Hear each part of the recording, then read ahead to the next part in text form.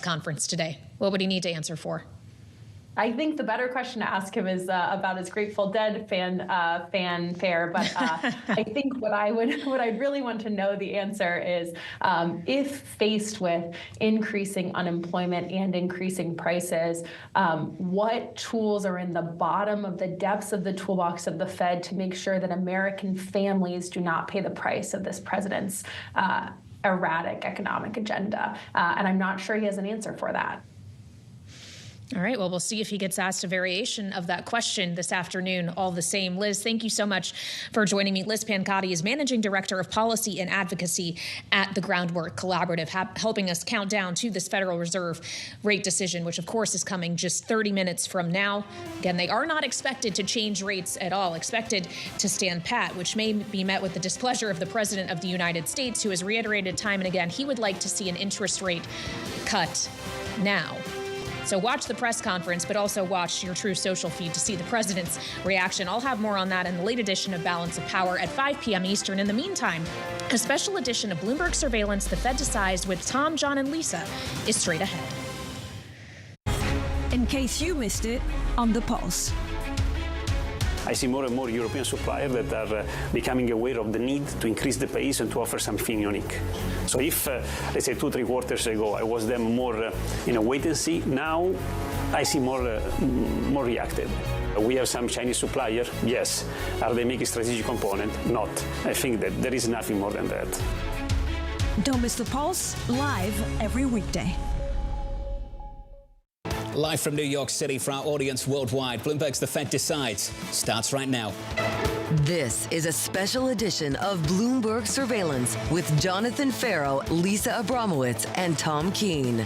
Bloomberg Surveillance, The Fed Decides.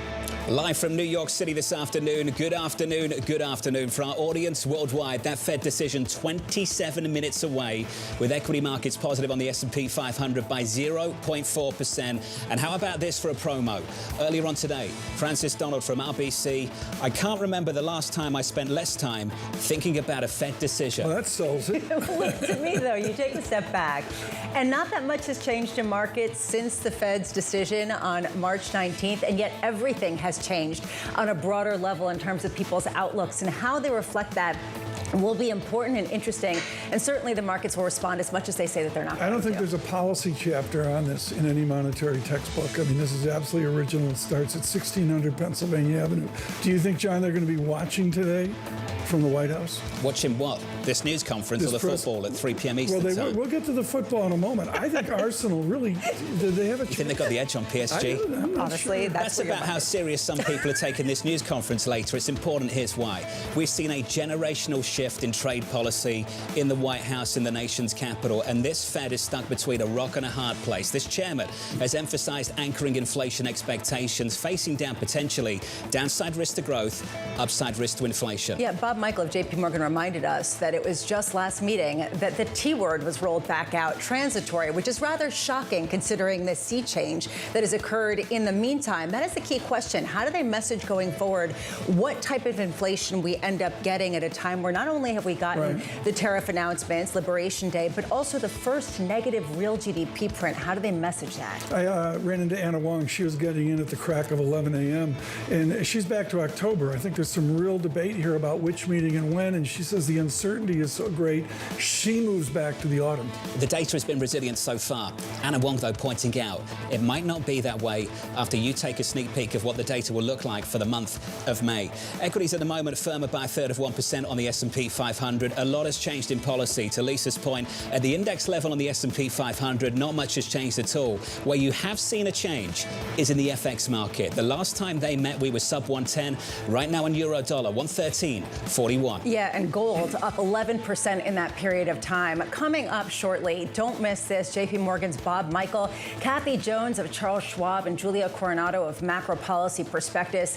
They will be taking us up to that Fed rate decision at 2 p.m. Eastern that everyone is on tenterhooks to try to understand what it possibly could be. Then immediate reaction from former Fed Vice Chair Rich Clarida, Diane Swank of KPMG, and Deutsche Bank's Matt Lazzetti. And finally, the scintillating words of Chair Powell after his news conference Former New York Fed President Bill Dudley and BlackRock's Jeff Rosenberg will be joining us. And I can tell you, I am excited for this press conference. I'm not excited about it. Can I say that?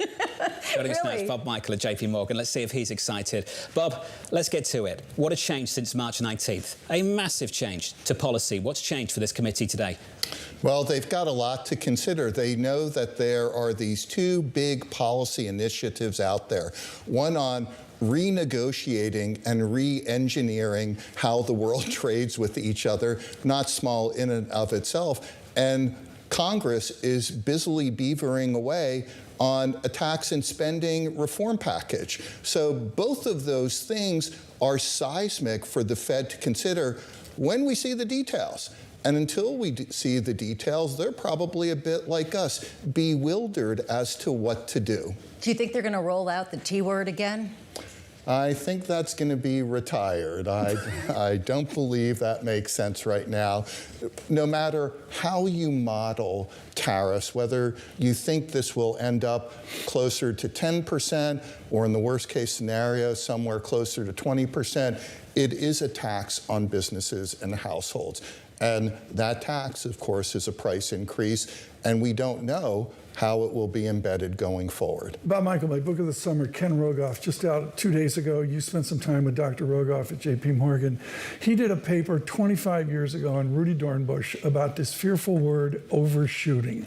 What is the risk to this institution, our central bank, that they get this math right, they get it wrong, the calculus wrong, and they overshoot or undershoot some of these important policies? I think it's actually pretty low. I think relative to 25 years ago, when Ken and others were looking at markets and policy and data, they didn't have the volume of real-time information that they have today. I think the other thing very important about the Fed, they have a lot of powder that's dry. They could come in, they could cut rates several hundred basis points if they need to. They could bring rates down to 1 or 2%. They're not at 1 or 2% where they were going into COVID. And if inflation expectations become embedded, they could go up 100 or so basis points. And then there are all the other policy tools they have in place. They have the balance sheet. They could dial larger or smaller, and then they have all the facilities to buy security. This is a really important observation because they've tested lots of these things, which we haven't in previous conferences. They've tested a number of these things, but this is a different era. And I think it's important to know what John's pointed out, that there has been a sea change in markets. It hasn't been in the bond market. It hasn't been in the stock market. It's been in the currency market. You've seen the dollar weaken dramatically against all of its peers. How much does that remove some of that firepower from a Fed that is dealing with potentially a new backdrop for the bond market and, frankly, for U.S. assets more broadly? I think that's the question for Jay Powell at the press conference. The Sell America theme, how do they define it? What are they looking at to gauge whether it's actually happening or not? Is it institutions selling dollar assets in retaliation for terms of trade, or is it normal portfolio rebalancing? From our perspective, we think what we've seen so far this year is normal portfolio rebalancing.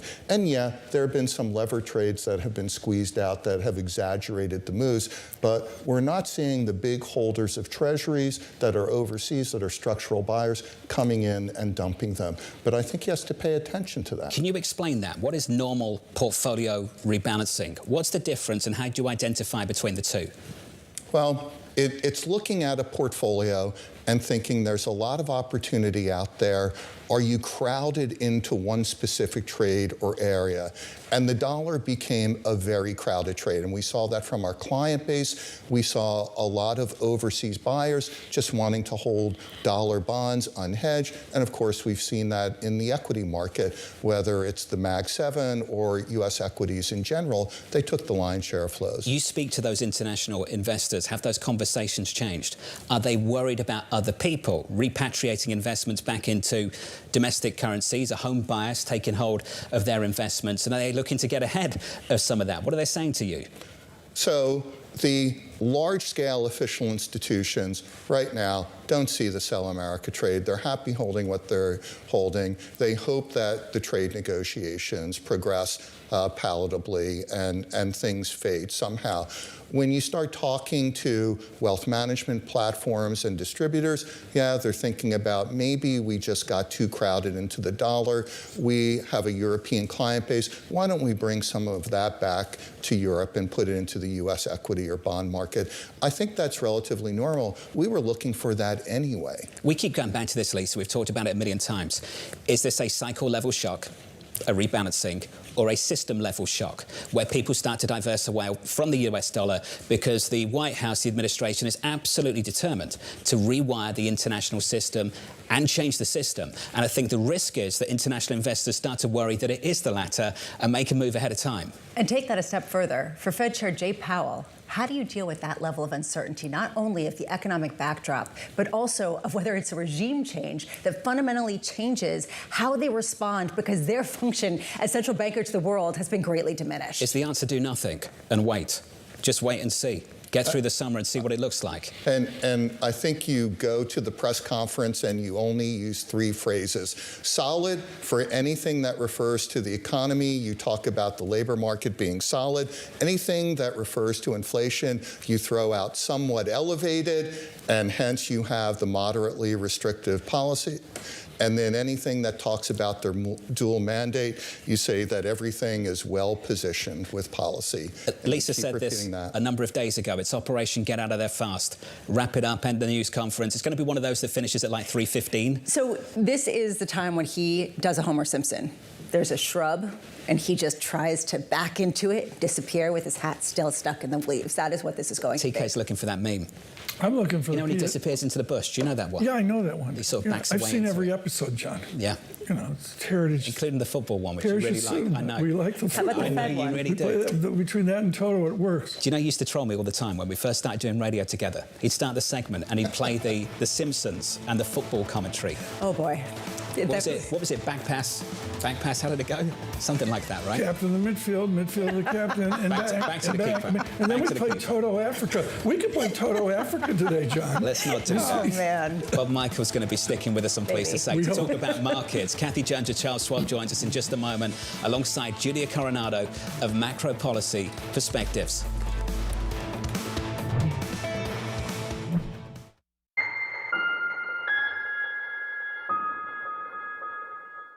From the world of politics to the world of business, Joe Matthew and Kaylee Lines deliver news, insight, and analysis live 2 times a day, every trading day. Balance of Power at 1 and 5 Eastern, only on Bloomberg. Key investors, top executives, global innovators. Join me for in-depth conversations with the biggest newsmakers on the day's top stories. I've never seen cash machines as lucrative as these companies are. Just close your eyes and buy. Many Koreans find this really shocking and unbelievable. This needs to be a wake-up call for Europe. You can have only one captain of the ship, and we are the captain of the ship. You love it or hate it, you can't ignore it. Insight with Haslinda Amin, only on Bloomberg. The top names at the Fed are on Bloomberg. I'm not going to overreact to any increase in inflation that I think is attributable to the tariffs. But if I see a significant drop in the labor market, then I'd be ready to go. I wouldn't be sitting here waiting to determine whether the inflation is transitory or not. It's time to worry about the real side of the economy. I would expect more rate cuts and sooner once I start seeing some serious deterioration in the labor market. Nobody covers the Fed like Bloomberg. Is this a negotiation or the new rules of the game? It could be either. It is up to the president how he wants to negotiate. The higher the tariff, the faster they come. A 90-day pause is not an eradication. The trade negotiations are moving quickly. There will be deals cut. Trust Bloomberg for all the context and clarity you need as the tariff and global economy story evolves. This year's bear case, very quickly, becoming the base case. Nobody covers tariffs like Bloomberg. Context changes everything.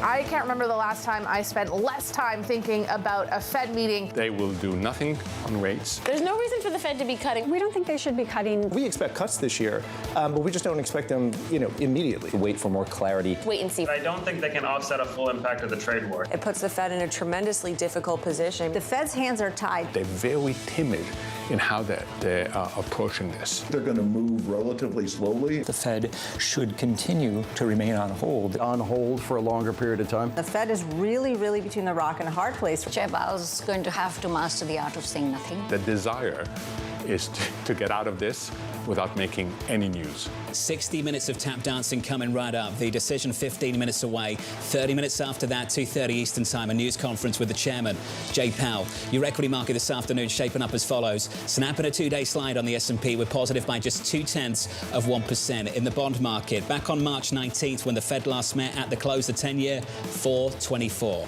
Today, 428.10. In the FX market, a lot has changed. Euro dollar, the last time these guys met, 109.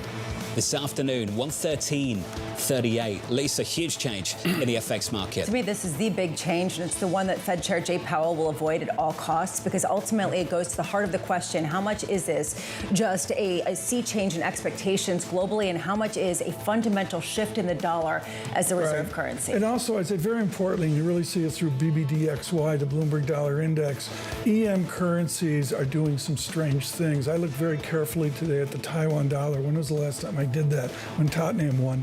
And the answer is, I look at Taiwan dollar, John, and it's very, very fragile. These shifts in the Pacific Rim are for real. Lucky not to get relegated, Tottenham. They're very close. Not a good season. I can't sleep. We're not going to talk about that, okay? Big dislocations in FX markets. To discuss, Bob Michael at JP Morgan, still with us around the table.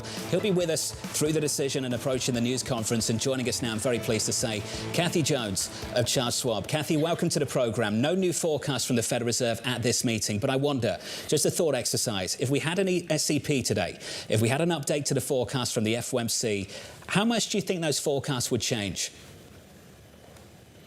Well, I think they would change and indicate more of this sort of stagflationary environment, with inflation remaining elevated and growth slowing down. Most of the data that we've seen, other than, say, the employment report, does point to the idea that we're getting slowing growth in the second half of the year.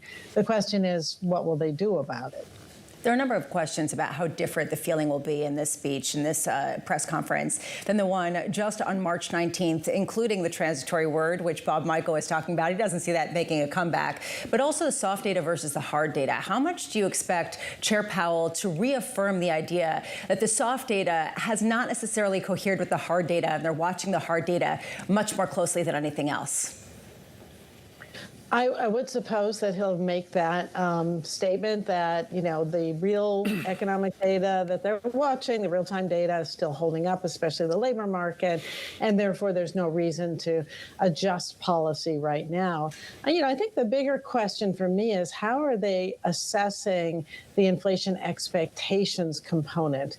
Because that's where we're starting to see a less well-anchored, I would guess. Last time in the press conference, Powell indicated that inflation expectations are well-anchored.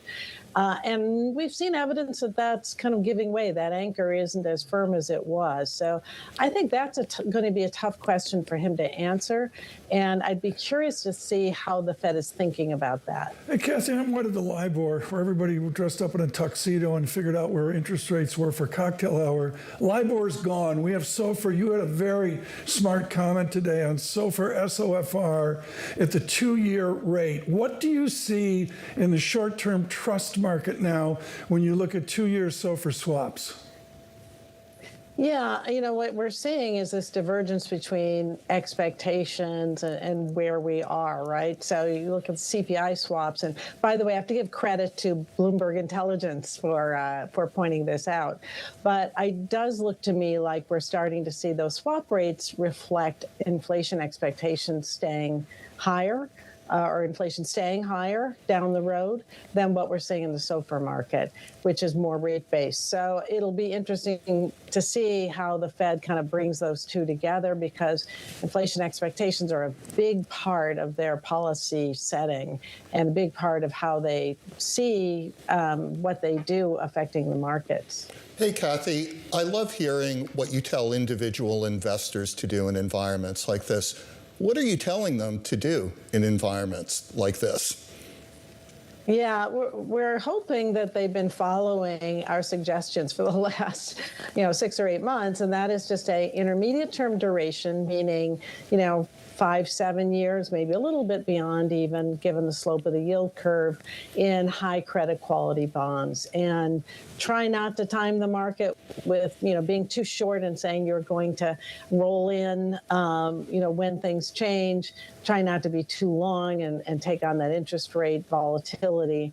But we want to stay up in credit quality, intermediate term, and more internationally diverse, because the dollar does look like it's turned, and we think it's going to continue to work lower over time. Of course, tariffs are a wild card, but for the first time in a long time, international diversification in developed market bonds looks like an attractive proposition. Bob, it's interesting. I've heard this argument quite a few times now. This comfort level with the belly of the curve. If you ask anyone in fixed income, look along the curve, where are you comfortable? And I keep hearing the 5-year.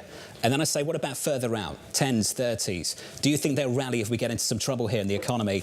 And they've got doubts. What's your reaction to that argument? Yeah, I think everyone's worried about a stagflationary environment where the Fed actually does come in and start bringing rates down because unemployment starts shooting well above 5%. And in that environment, the front end of the curve will reprice to where the Fed funds rate. However, if you're going to be in the long end of the curve, particularly 30 years, you want some real yield out there, and you won't be getting it if inflation shoots up towards 5% as well. Let's build on this conversation. Joining us now is Julia Coronado of Macro Policy Perspectives. Julia, a big conversation about whether this Fed can ease in the face of weaker growth prospects. Now, at the last meeting, as you saw implied by the SEP, they took their growth expectations down, but didn't dial up the median dot for rate cuts. Julia, from your perspective, what are you telling clients about the ability of the Federal Reserve to respond to weaker growth?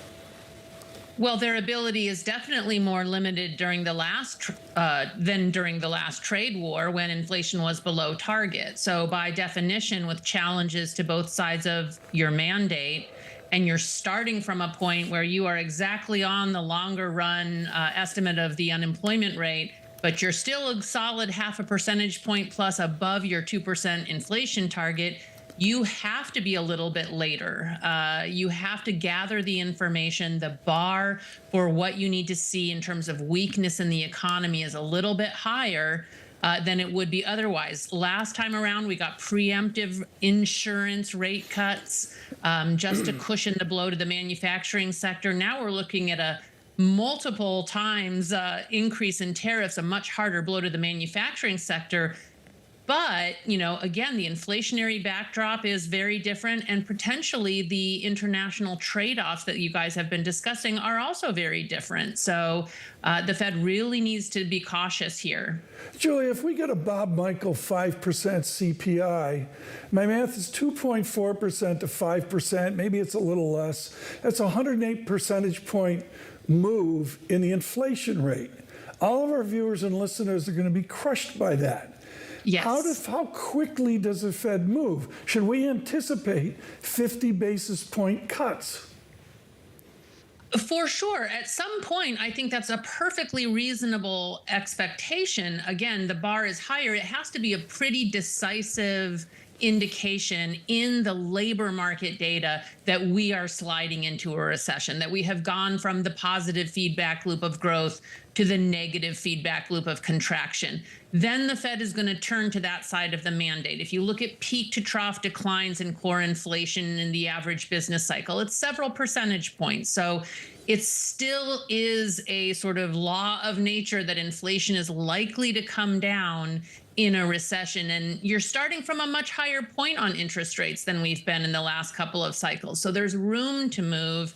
And of course, we can imagine in the scenario where we're seeing losses on non-farm payrolls and a rising unemployment rate, Financial markets might also be tightening conditions, and the Fed will need to signal that it is on the case. And so, yes, I think a 50 basis point move at some point is a perfectly reasonable expectation. When that is, we would really have to see the rollover in the hard data. Just to look at what these markets, these investors and these officials are up against. Bring up the S&P 500. We've just taken out all the gains for this afternoon on one headline from the President of the United States, Lisa, saying no to the potential for pulling back tariffs on China. As an official of the FOMC, how do you set policy for this when you can dial up and down tariffs whenever you want in the White House, and that can have a profound effect for how people perceive the risk to the outlook? This is the reason why Fed Chair Jay Powell is going to try to disappear. He also is asked about President Trump about tariff exemptions for baby items. I don't know. We'll see who says. I'll be the one to sign off on this. There is a level of uncertainty that's starting to make its way into the hard data, with companies starting to price that in as a level that they have to guard against. Kathy Jones is still with us. Kathy, I want your thoughts on this headline. We were going into a meeting this weekend between the US and China. A lot of people were hoping that that would mean tariffs eventually would come down for a bigger set of negotiations down the road. How do you respond to that headline? And what does it mean for the FOMC as they get together today? Yeah, I think this is the toughest part of Jay Powell's job right now, because there's so much unknown about the tariff policy, and it can change in a heartbeat or with a Truth Social post. And how do they assess then what the impact of tariffs will be on the economy if they don't have the tariff rates yet solidified, or if they can change really quickly? And the second part is, how do they know that their interest rate policy will have that much impact if it's a supply side shock that we're getting? So I think that's a really, really tough thing for the FOMC to deal with. And I think they'll take baby steps and be very cautious until they get some information. But as you pointed out, this can change day by day, minute by minute, and setting policy is not done on a day by day, minute by minute basis. So it's going to be really tough. This makes it super difficult to act preemptively. And Bob, it's the reason why a lot of people have been with us around this table and said they're going to be late. They've got no choice but to be late. Is that how you see things? My London-based fixed income team sent me something this morning which terrified me. They liken the current environment with tariffs to Brexit, where you can sit there, you can model all the impacts, they're all to the downside. But because you haven't seen the impact yet, there's a complacency that takes hold of the markets on the expectation it will be worked out somehow.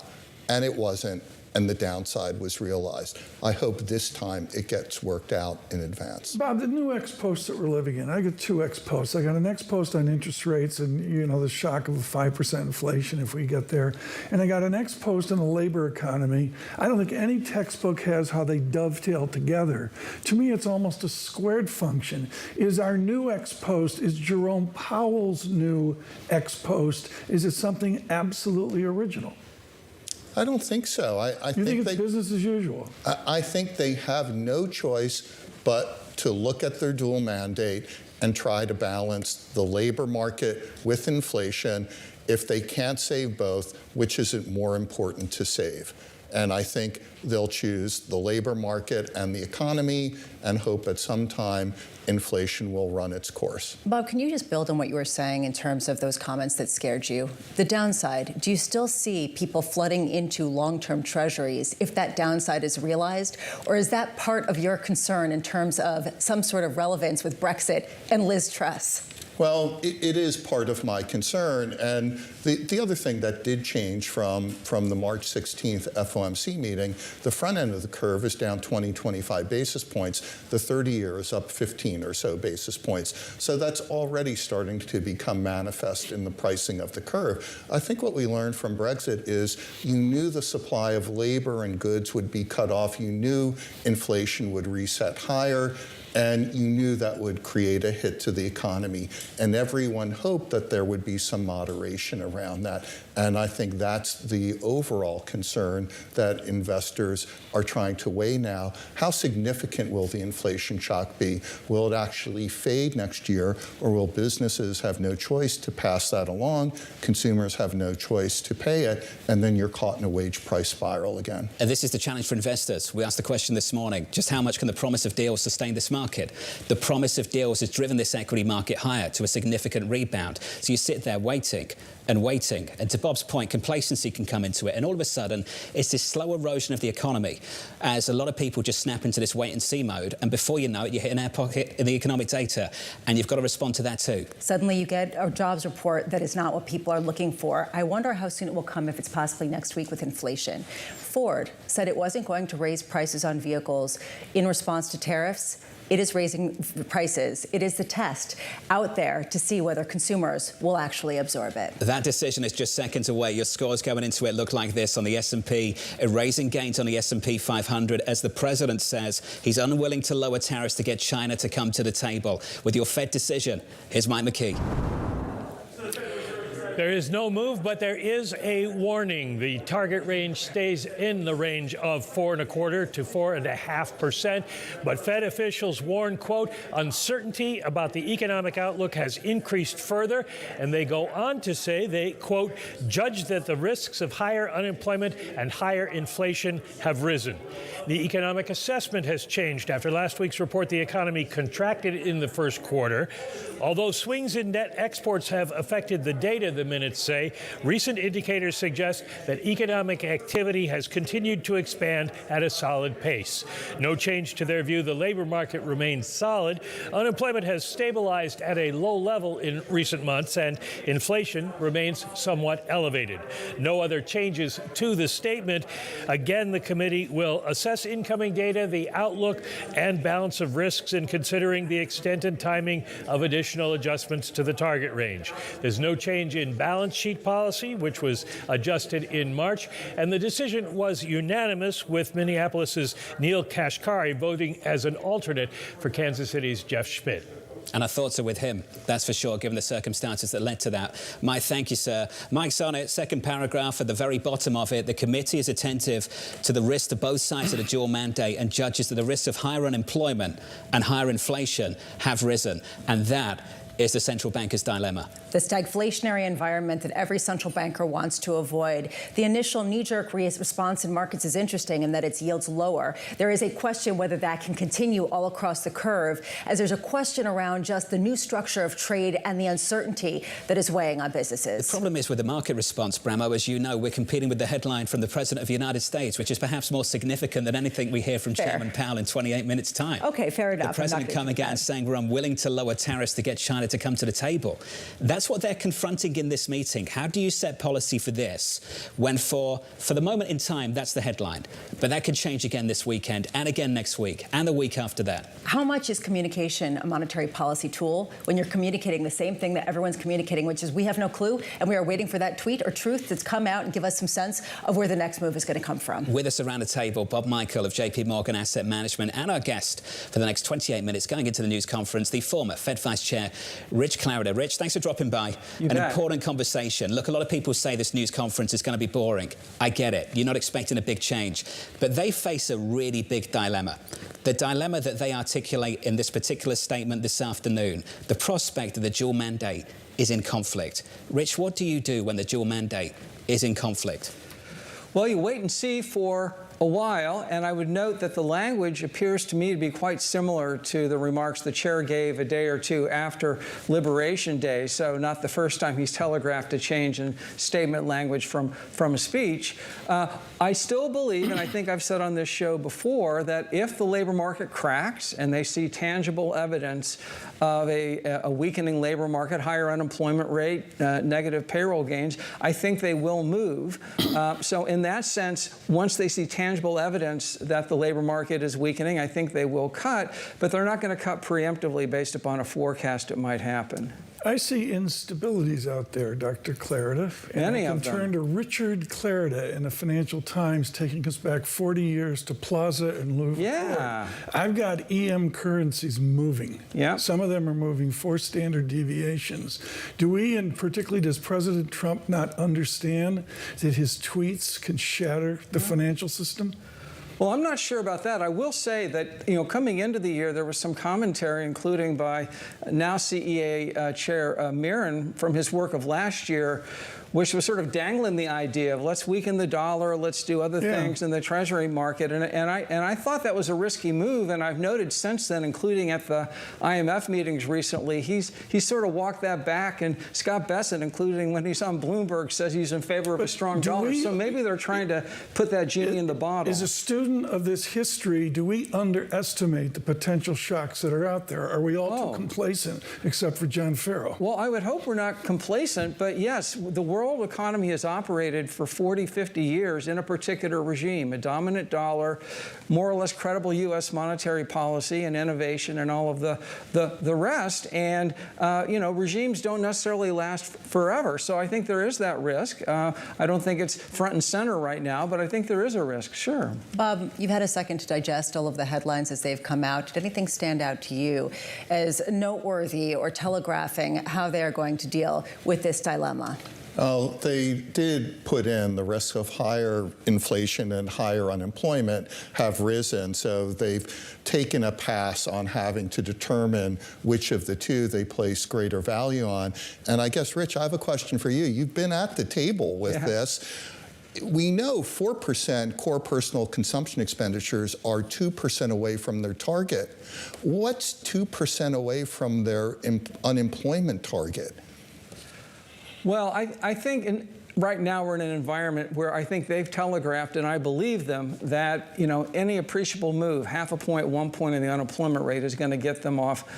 And the dime and start cutting rates. And so I don't think you need to calibrate, and they're probably not calibrating it too carefully beyond that. And it is a risk. I think, as we've all said, there's a two-sided risk because we've had 4 years, including one in which I was there, in which inflation was not transitory. It was above target. This could be the 5th year in a row, and I think that's why they're looking at inflation expectations. Equity markets rolling over this afternoon. As Lisa pointed out, bond yields are lower. We're down by 4 basis points on the 10-year, 426. When they last met, March 19th, at the close, 424, almost bang in line with where we were a number of months ago. But a lot has changed, which is why this line pops up in the statement. If you're just joining us, no change to policy expected, but some new language here. The committee, attentive to the risks of both sides of its dual mandate, and judges that the risks of higher unemployment and higher inflation have risen. Mike McKee, I want to bring you back in before you run off to this news conference. Mike, as you know, those comments at the Economic Club of Chicago a number of weeks ago maybe irked this White House and the President of the United States. What are you expecting to hear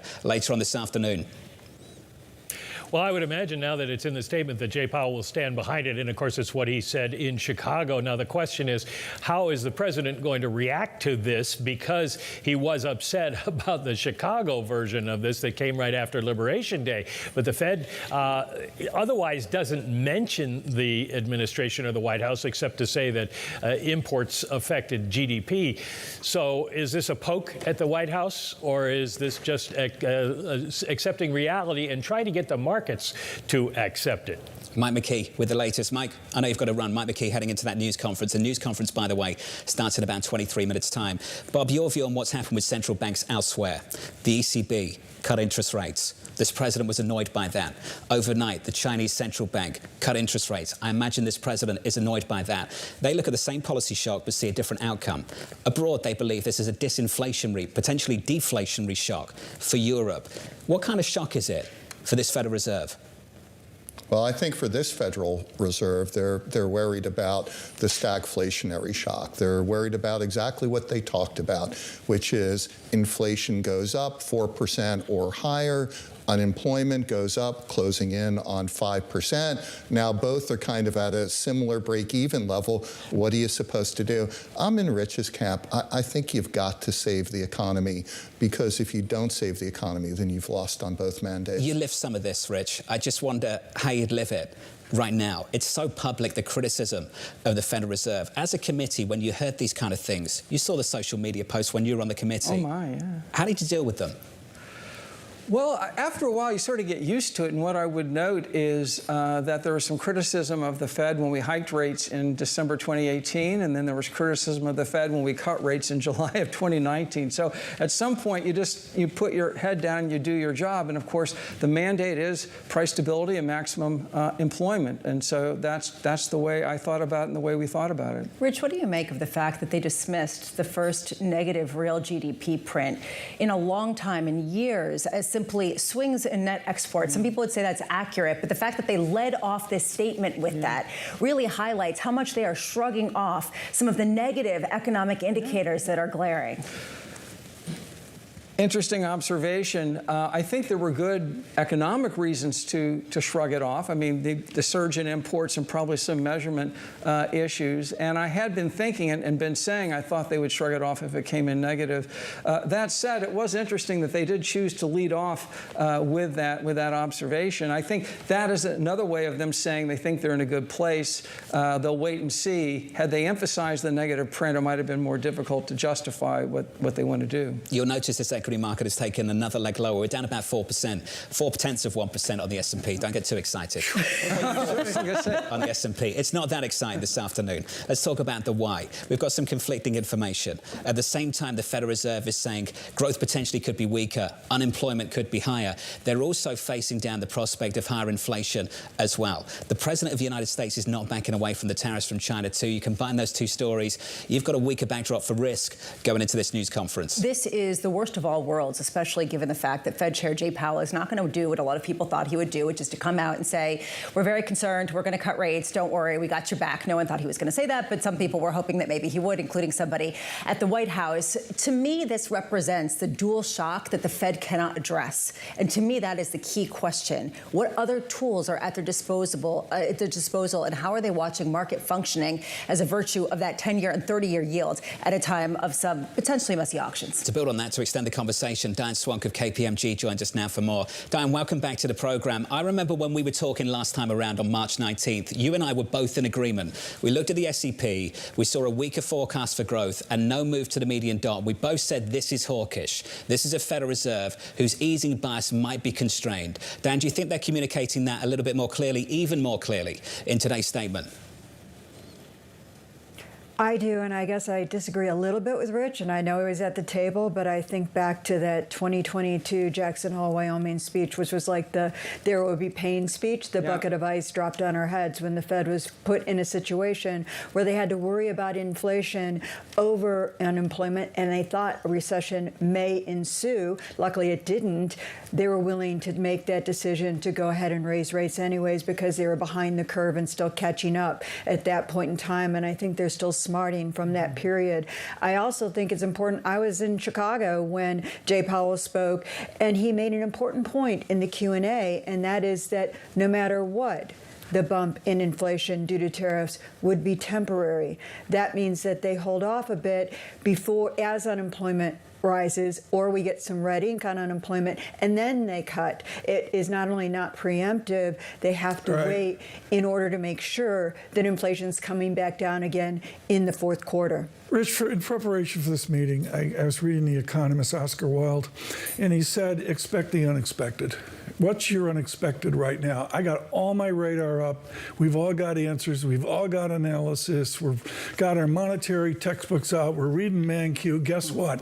What's the unexpected out there? Wow, so I guess we're into known unknowns and unknown unknowns. I guess to me, the unexpected would be if Mike McKee or someone asked Jay Powell today how they would respond to a rise in the unemployment rate if he repeated what he did at Jackson Hole 3 years ago, which is some pain, inflation's too damn high. So that would be the unexpected at this press conference. What does pain look like? Rich, what is pain? Because quite clearly, if I lost my job, that's painful for me. Yeah. If the three of us lose our jobs, I hope it's painful for you. You'd miss out on a lot, I'm sure. I want to understand when it becomes painful for the Federal Reserve.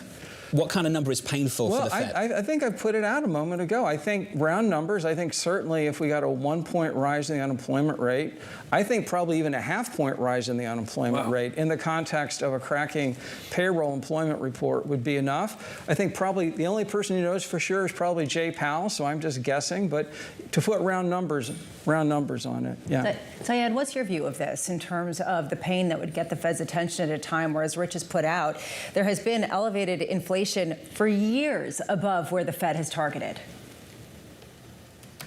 Well, and I actually agree with Rich on the degree of which we'd see the unemployment rate go up that would precipitate the Fed to feel comfortable that it could begin cutting, because the demand is so weak that inflation will come down. But that is after the fact of inflation actually going up. And remember, unemployment is a lagging indicator, and I think that's important. We also have one other factor out there that we've yet to see fully influence the labor market, and that is whether or not the change in immigration policy results in lower labor supply, which was part of the soft landing scenario, but it also will mean a slower increase in the unemployment rate if we lose the participation of those foreign-born workers. So all of those things together leave us with a period of the economy with maybe red ink in payrolls before the Fed actually cuts. And I think that is the important message. The timing is only maybe a few months apart, but that not preemptive, but also not synchronous, I think is what we have to walk away from. But Michael, one of the arch things here is Michael Feroli's thoughts from years ago about such a low potential GDP number.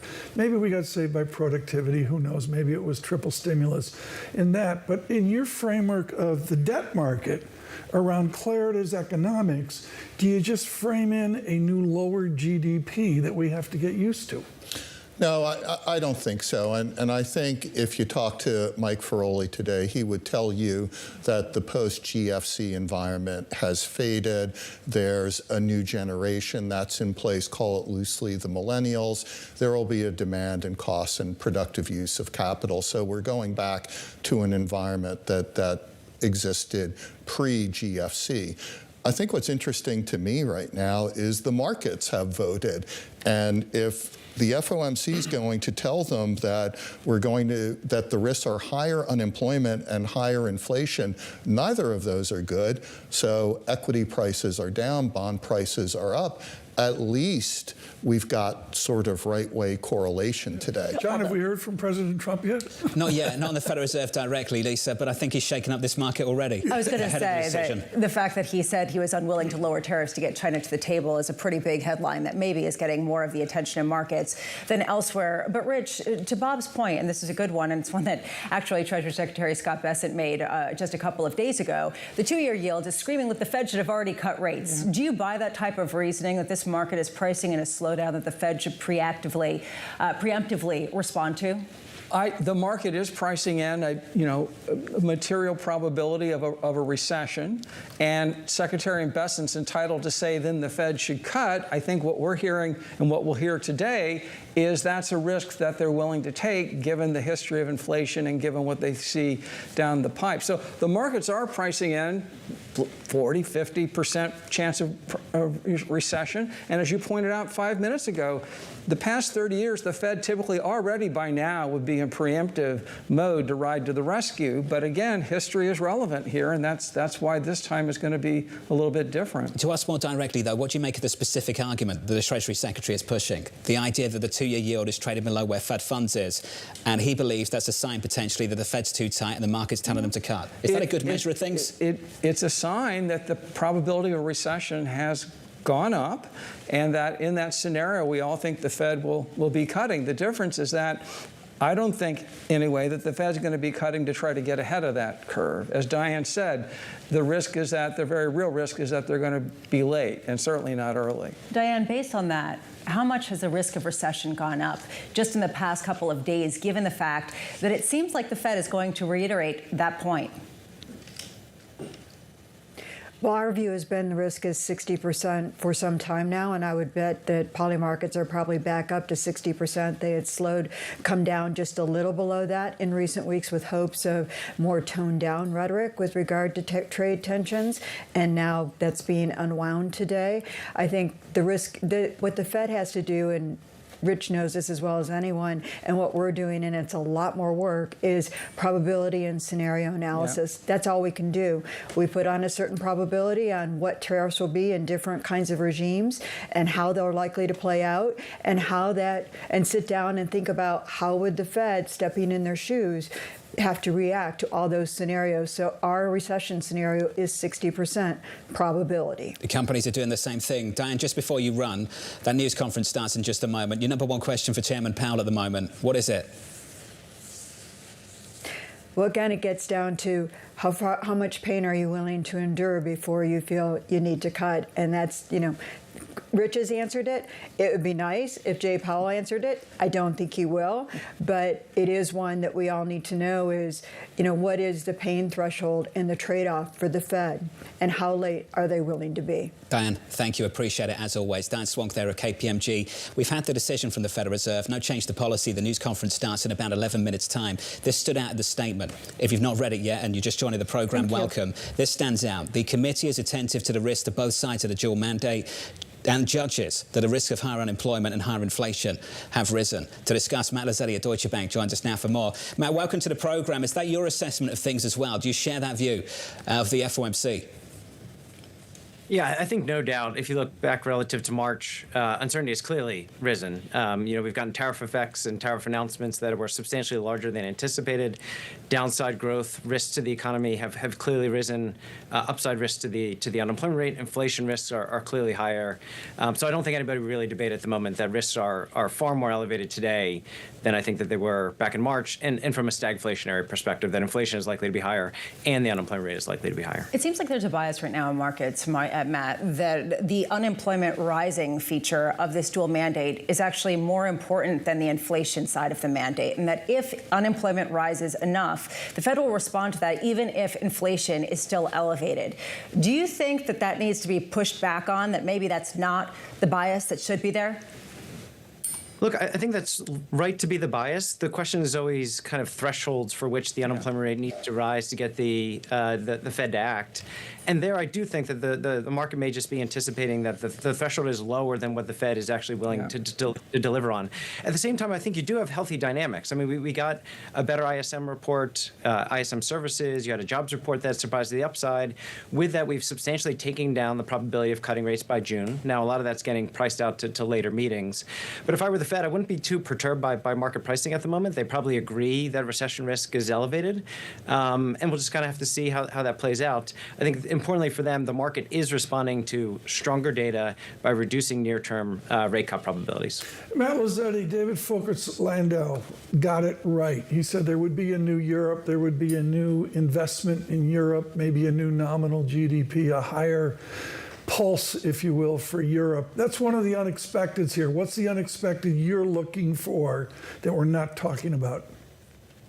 Look, I liked Rich's unexpected, which is that Chair Powell highlights that we're willing to take pain here. I don't really anticipate that we get that.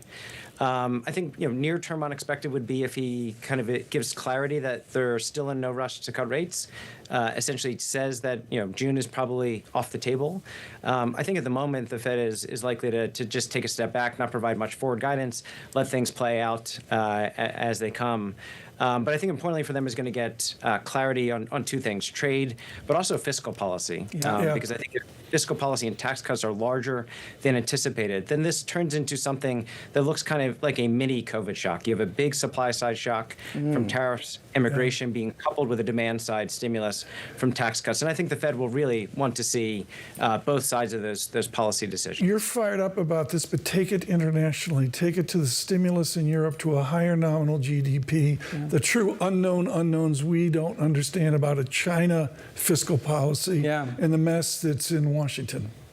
I guess on both those, Tom, I'm even though I grew up in Illinois, I'm from Missouri on those. I mean, the Europeans have talked for decades about this. We get it, more demand growth, more fiscal space. The Germans maybe will pull it off. What I'm hearing from my colleagues in Europe is it's not clear the rest of Europe is going to do that. Again, the same with China. I mean, we've been talking about boosting consumption, being less reliant on exports in China for 25 years. And you're still showing me. So I'll believe it when I see it. When you say Missouri, our international audience has no clue what you're talking about. Can I just say I appreciate the healthy skepticism regarding Europe?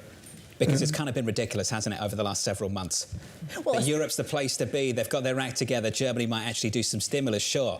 Is the rest of Europe going to follow? How constrained are these other nations? Yeah, and let's see how long it takes for Germany to get a chancellor. Oh, yeah, we finally got that. So there is this question about how it comes together, which goes to the heart of the issue. How big of an existential threat is there that the Fed has to face, having to do with the exceptionalism and, frankly, the preeminence of the dollar? Matt Lazzetti, before you go, when have you penciled in the first rate cut from this Federal Reserve? We still have December as the first rate cut. We have them cutting 75 basis points through March.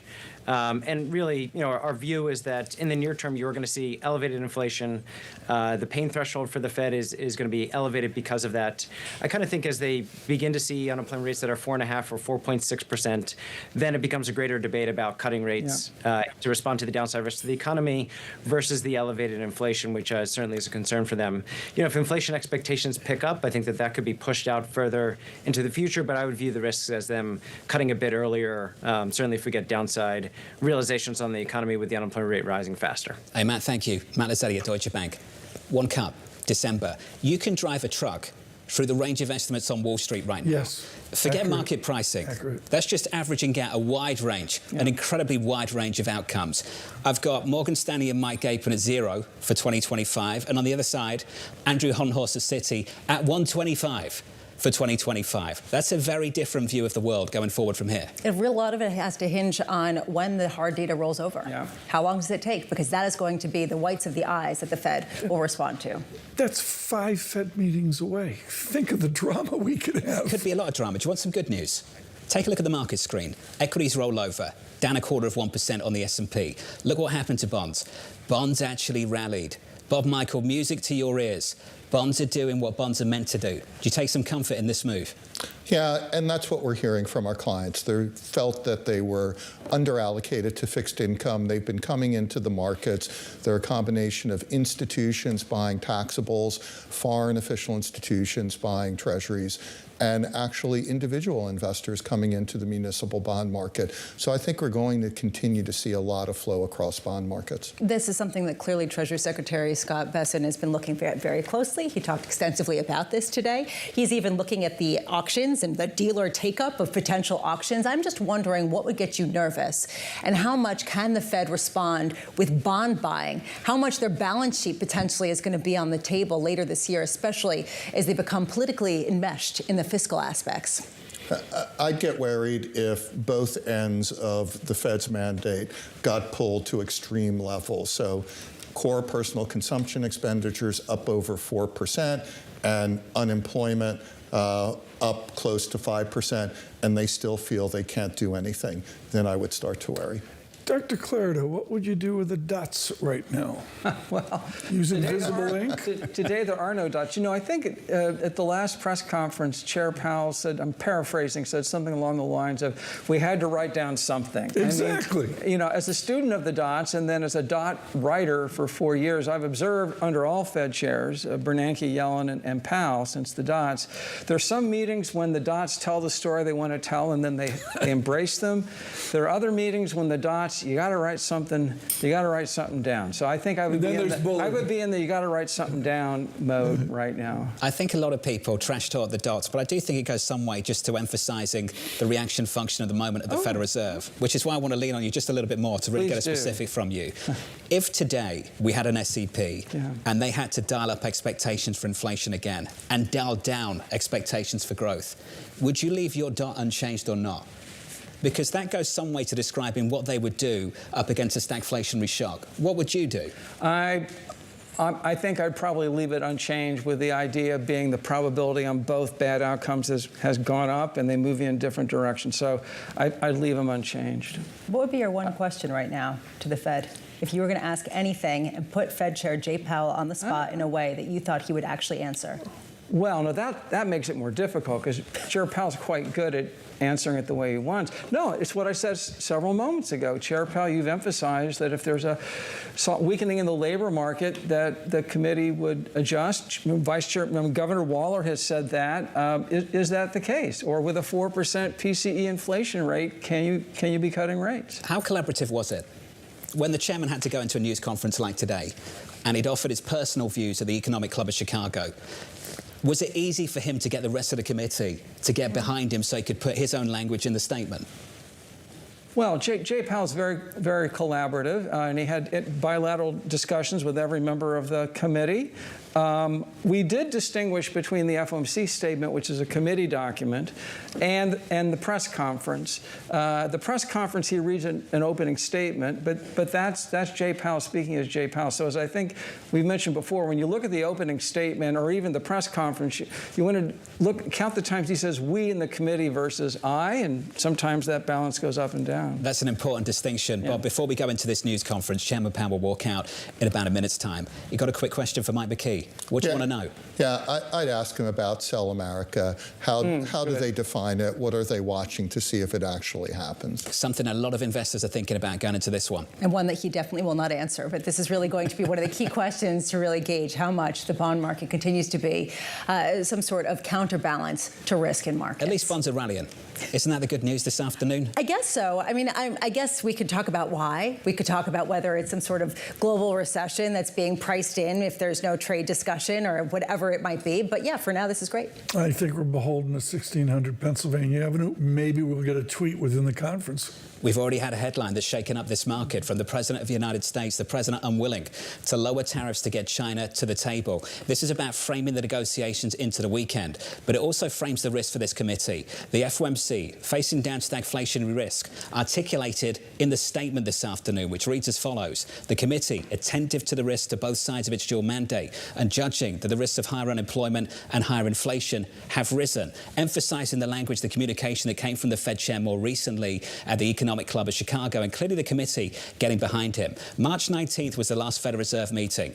April 2nd is so-called Liberation Day squeezed in between. A generational shift in trade policy, totally shaking up the outlook for this Federal Reserve. Which makes it incredibly difficult for them to give actual forward-leading indicators at a time of such great uncertainty. It is May 7th, and the chairman has stepped up. Here's the chairman of the Federal Reserve.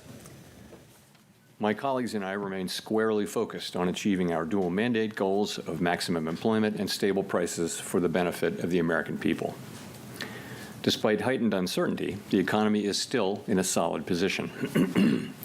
The unemployment rate remains low, and the labor market is at or near maximum employment. Inflation has come down a great deal, but has been running somewhat above our 2% longer-run objective. In support of our goals, today the Federal Open Market Committee decided to leave our policy interest rate unchanged.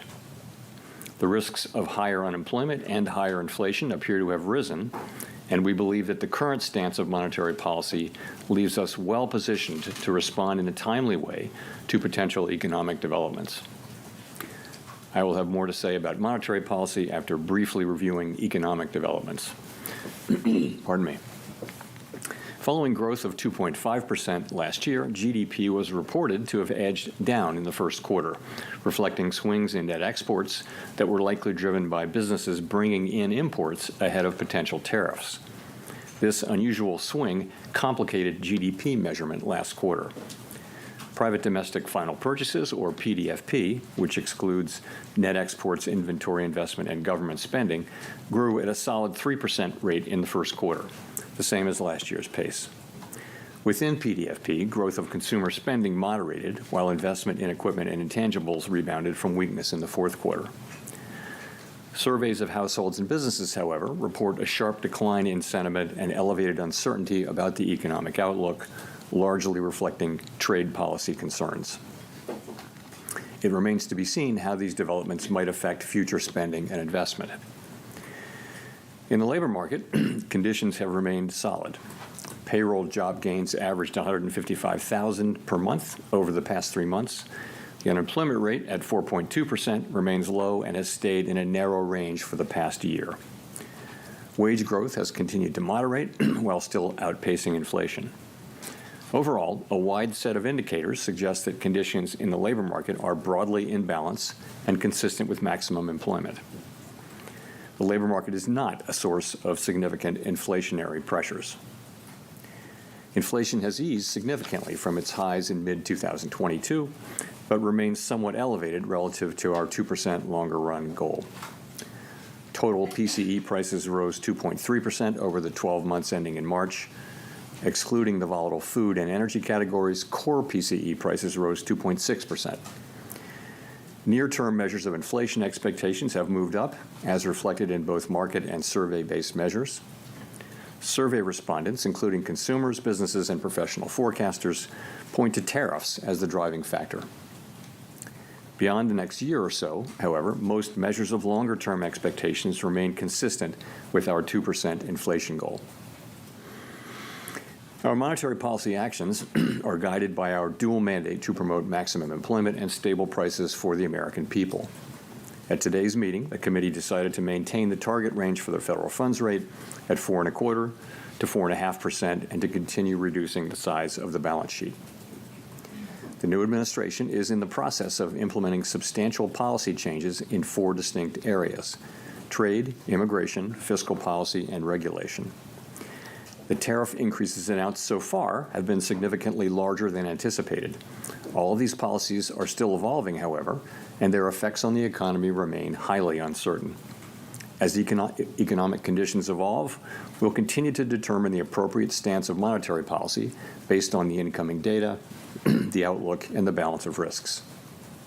If the large increases in tariffs that have been announced are sustained, they're likely to generate a rise in inflation, a slowdown in economic growth, and an increase in unemployment.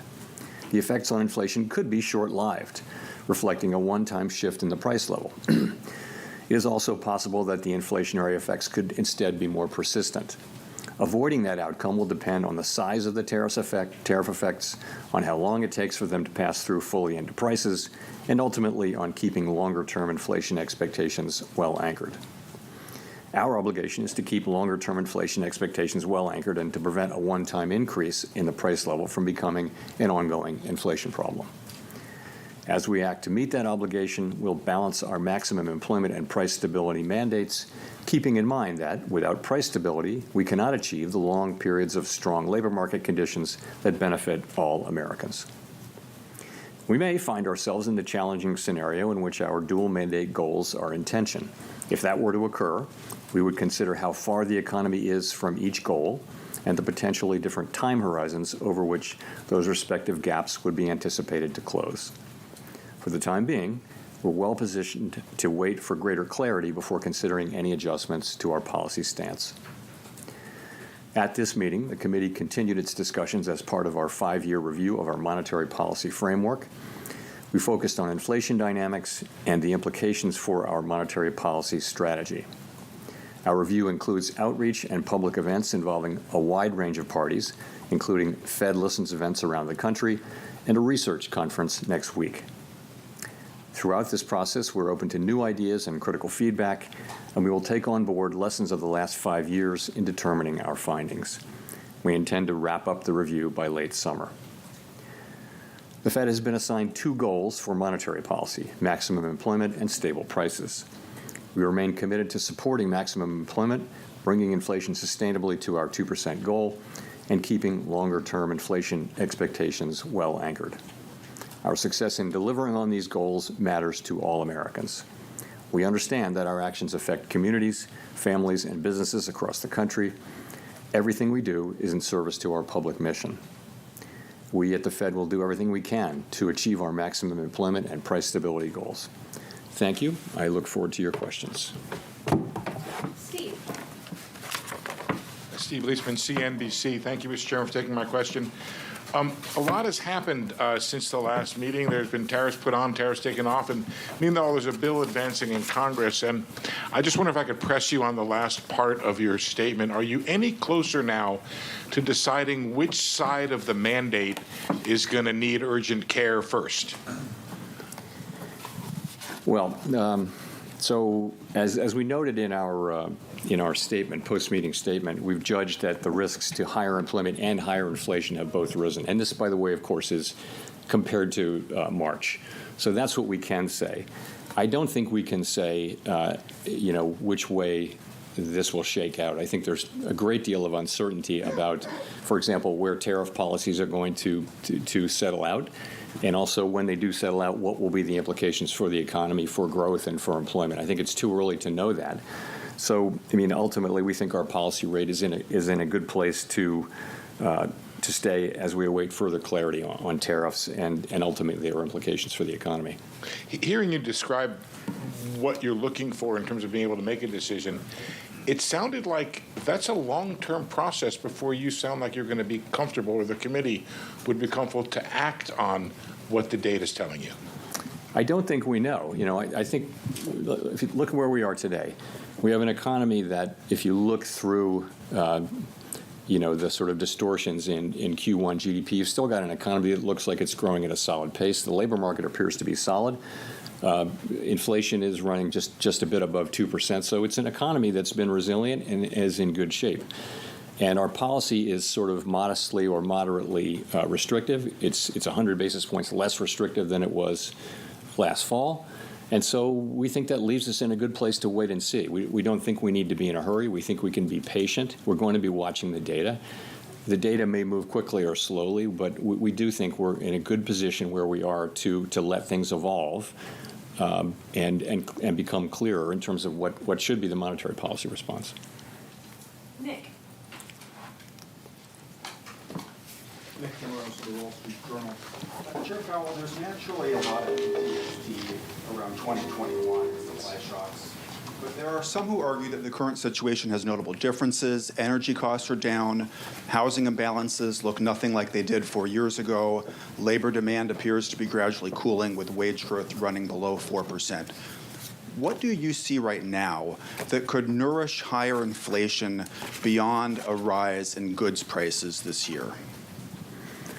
I think the underlying inflation picture is good. It's what you see, which is inflation now running a bit above 2%. And we've had basically decent readings in housing services and non-housing services, which is a big part of it.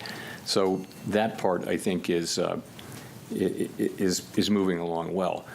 But there's just so much that we don't know. I think and we're in a good position to wait and see is the thing. We don't have to be in a hurry. The economy has been resilient and is doing fairly well. Our policy is well positioned. The costs of waiting to see further are fairly low, we think.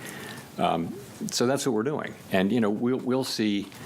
The administration is entering into negotiations with many countries over tariffs. We'll know more with each week and month that goes by where tariffs are going to land, and we'll know what the effects will be when we start to see those things. So we think we'll be learning. I can't tell you how long it will take, but for now it does seem like it's a fairly clear decision for us to wait and see and watch. So when you say that you don't need to be in a hurry, does that mean that could the outlook change in such a way that a change in your stance could be warranted as soon as your next meeting? As I said,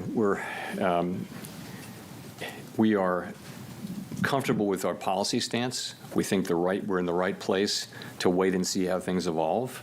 We don't feel like we need to be in a hurry. We feel like it's appropriate to be patient. And when things develop, of course, we have a record of we can move quickly when that's appropriate. But we think right now the appropriate thing to do is to wait and see how things evolve. There's so much uncertainty. If you talk to businesses or market participants or forecasters, everyone is just waiting to see how developments play out, and then we'll be able to make a better assessment of what the appropriate path for monetary policy is. So we're not in that place, and as that develops, and I can't really give you a time frame on that. Janelle. Janelle Marte with Bloomberg.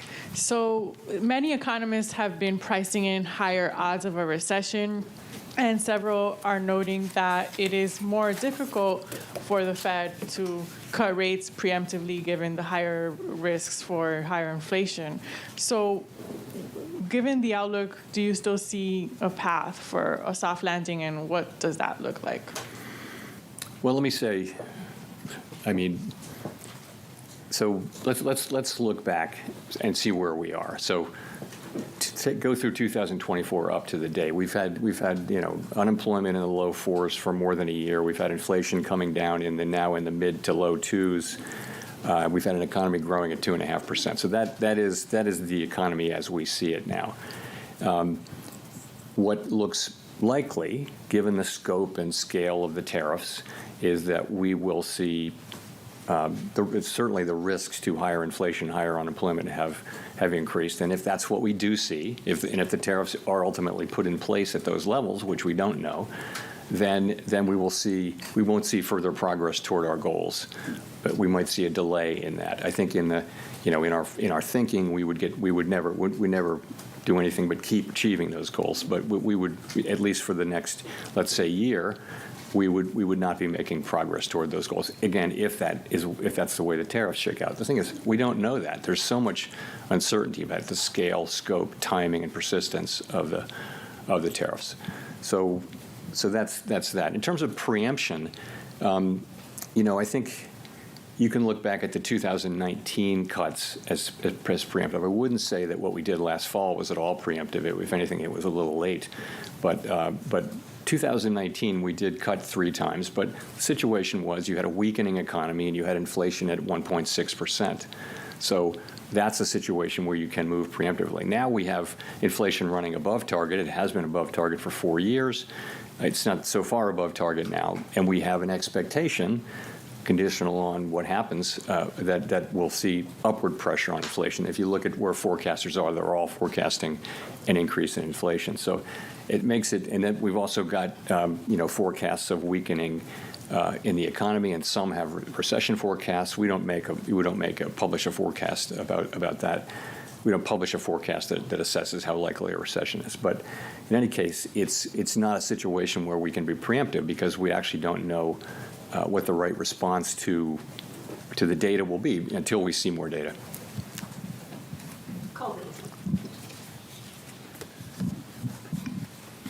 Colby Smith with the New York Times. How much weakness does the committee need to see, though, in the labor market and the economy more broadly to lower interest rates again? Is it about a certain increase in the unemployment rate over a period of time, or perhaps a certain number of negative monthly job reports? I mean, how are you making that assessment? So first of all, we don't see that yet, right? We have 4.2% unemployment, good participation, wages behaving very well.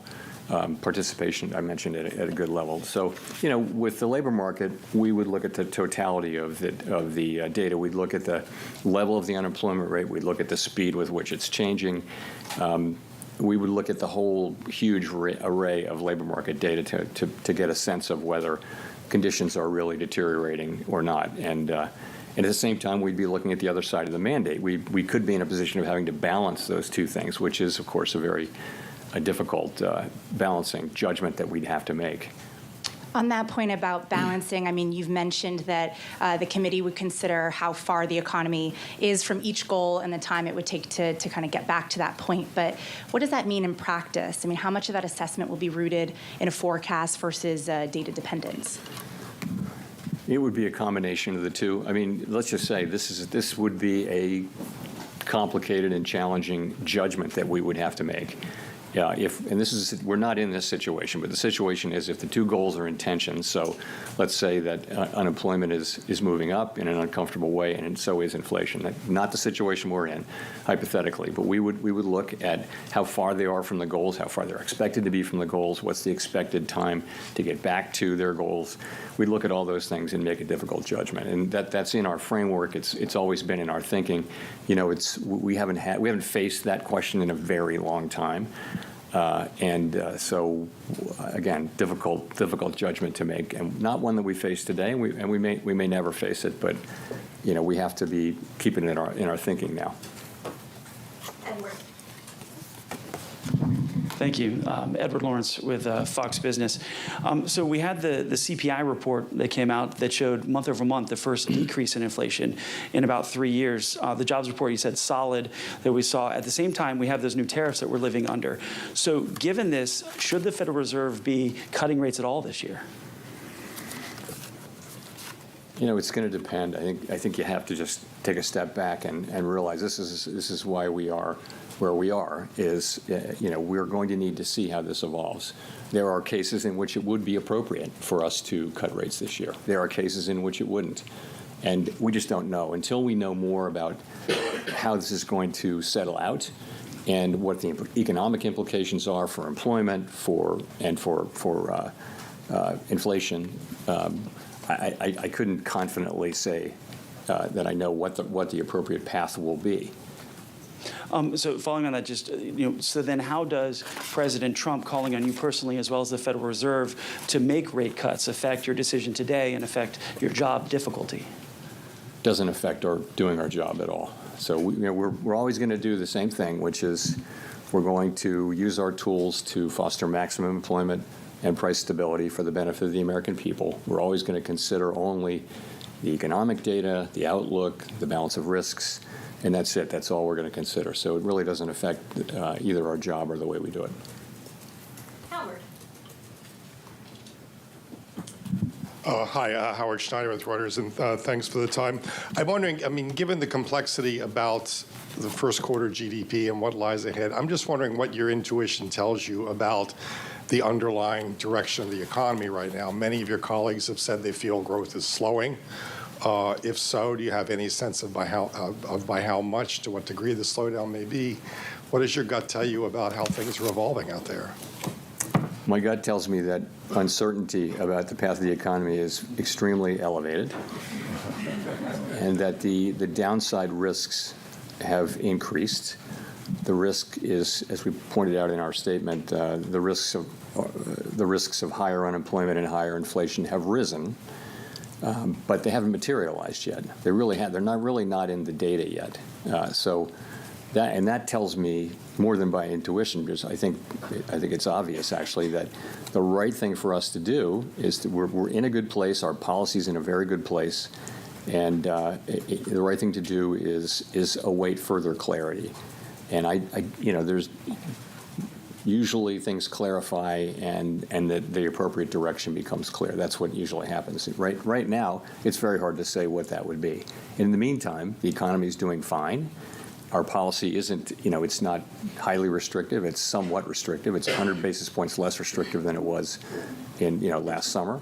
So we think it's in a good place, and we think the appropriate thing is for us to wait and see and get more clarity about the direction of the economy. Well, let me press you on this idea of the economy being fine right now, because reading the Beige Book very closely the last time around, there was a lot of negative stuff, negative sentiment that was in there. And I know that everybody's looking at soft data right now. You mentioned it yourself that the sentiment's sour. But the Beige Book was talking about, the beginnings of layoffs in some industries, prices rising in some places, and an awful lot of investment decisions being pushed to the sideline. Doesn't that point to a slowdown? It may well. It just hasn't shown up yet. And we all look at all these sentiment and read many individual comments just to get a better feel. And businesses and households very broadly are concerned and postponing economic decisions of various kinds. And yes, if that continues and nothing happens to sort of alleviate those concerns, then you would expect that to begin to show up in economic data. It wouldn't maybe show up overnight, but it would show up over weeks and months. And that may be what happens, but it hadn't happened yet. And also, there are things that can happen that will change that narrative. I mean, they haven't happened, but it's possible to imagine things that. But in the meantime, yes, we're watching it extremely carefully, like everyone is, but don't see really much evidence of it in actual economic data yet. And by the way, consumers keep spending, credit card spending. It's it's still a healthy economy, albeit one that is shrouded in some very downbeat sentiment on the part of people and businesses.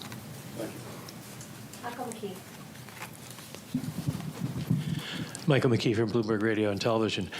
The Fed's been criticized recently by a former governor for what he calls mission creep.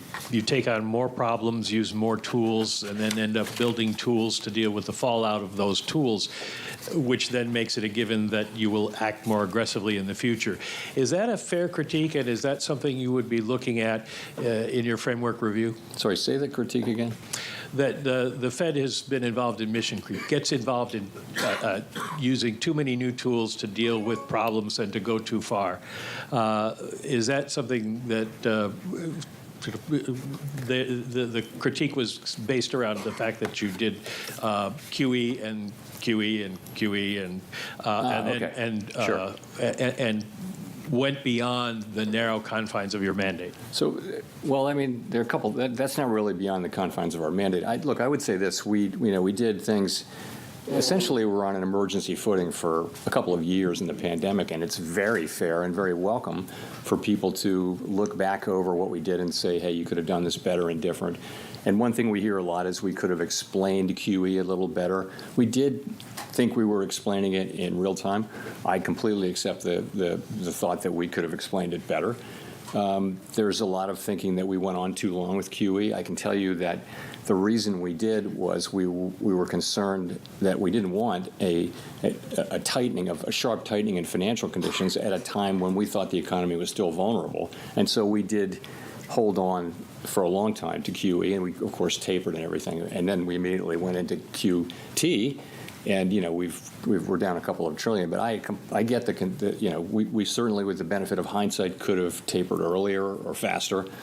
That's absolutely right. But this is all very welcome. We knew doing this in real time that we weren't going to get it perfect, and those kind of after action kind of looks are essential, and we're doing the same thing in our review. So on some issues. The other part of that critique is that you've taken on topics that are outside of the mandate, such as climate change and trying to ensure that certain groups are benefited by your economic policies in terms of employment, et cetera. So, okay, on climate, you've heard me say over and over again that we will not be climate policymakers, and that our role on climate is a very, very narrow one. And I think that's what we've done. We've done really very little on climate. You can say that little bit that we've done was too much, but I wouldn't want to give any impression that we've taken climate and it's something that we're spending a lot of time and energy on. We're not. We have very, very narrow things. We did one guidance for the banks, and then we did a one-time stress analysis, climate stress analysis, and that's it. And we dropped out of the network of greening the financial system. So we didn't do much on climate, but I do think, and I've said this publicly several times, I think it's a real danger for us to try to take on a mandate like that, which is very narrow application to our work. And the risk is if you go for things that are really not in your mandate, then why are you independent? And I think that's a very fair question. I do think we've done a whole lot less on climate than some people seem to think we did. Anyway, that's what I think. Should you have taken on the question of bringing unemployment rates down for specific categories? We didn't do that. What we said was that we never targeted any unemployment rate for individual racial or demographic groups. What we said was that maximum employment was a broad and inclusive goal. And I think what we meant by that was we're going to consider the totality of the country as we look at our maximum employment goal. Of course, we were never going to target any individual group with that, but I think some people, wanted to hear it that way. But that's not at all what we meant. So that's just not a correct reading of our. But I can see how maybe people found that confusing, and we have to take that into consideration. Jolene. Hi, Chair Powell. Thanks for taking our questions today. I'm Jolene Kent with CBS News. You've said wait and see, and the economy is doing fine today, but the impact of tariffs are already showing up at the ports. Businesses big and small are telling us that they feel it, and most importantly, consumers say they feel it, that the challenges are here, and there's no waiting and seeing. For Main Street, what is the breaking point? What would have to happen to prompt a rate cut specifically? Well, so we really don't see in the data yet big economic effects. We see sentiment, there are concerns that higher prices may be coming or things like that. So they're worried now about inflation. They're worried about a shock from the tariffs, but they really haven't. That shock hasn't hit yet. Okay, so we're going to be looking at the not just the sentiment data, but also the real economic data as we assess what it is we should do. And remember, there will be two effects. One of them would be weakening economic activity, which translates into higher unemployment, and the other would be potentially higher inflation. Again, to say it again, the timing, the scope, the scale, and the persistence of those effects are very, very uncertain. So it's not at all clear what the appropriate response for monetary policy is at this time. And and by the way, our policy is in a good place, so we think we can wait and move when it is clear what the right thing to do is. Really not at all clear what it is we should do. So people are feeling stress and concern, but unemployment hasn't gone up. Job creation is fine. Wages are in good shape. People are not layoffs, or people are not getting laid off at high levels. Initial claims for unemployment are not increasing, in any kind of impressive way. So the economy itself is still, in solid shape. Just a quick follow-up. President Trump now says he does not plan to remove you as chair. When you heard that, what did you think? I don't have anything more for you on that. I've pretty much covered that issue. Thank you. Hi, thank you. Chris Rugaber, Associated Press. Well, I just wanted to follow up. Earlier, it sounded like you said it was unclear how the Fed, what kind of interest rate decisions you will make later this year. So does that, in March, there was guidance that 2 cuts might happen. 2 cuts were penciled in for this year. Is that now, that guidance from the last press conference, has that been overtaken by events at this point? We don't do a summary of economic projections at every meeting, as you know. We do it every other meeting, and so this was the meeting when we didn't do it. We don't also kind of poll people, so I really wouldn't want to try to make a specific projection for where we are relative to that. We will, in 6 weeks, we had the June meeting, and you'll have another SEP. I'm not going to hazard a guess here today as to what it would be. Again, what I would say is that we think our policy rate is in a good place. We think it leaves us well positioned to respond in a timely way to potential developments. That's where we are. And that, depending on the way things play out, that could include rate cuts. It could include us holding where we are. We just are going to need to see how things play out before we make those decisions.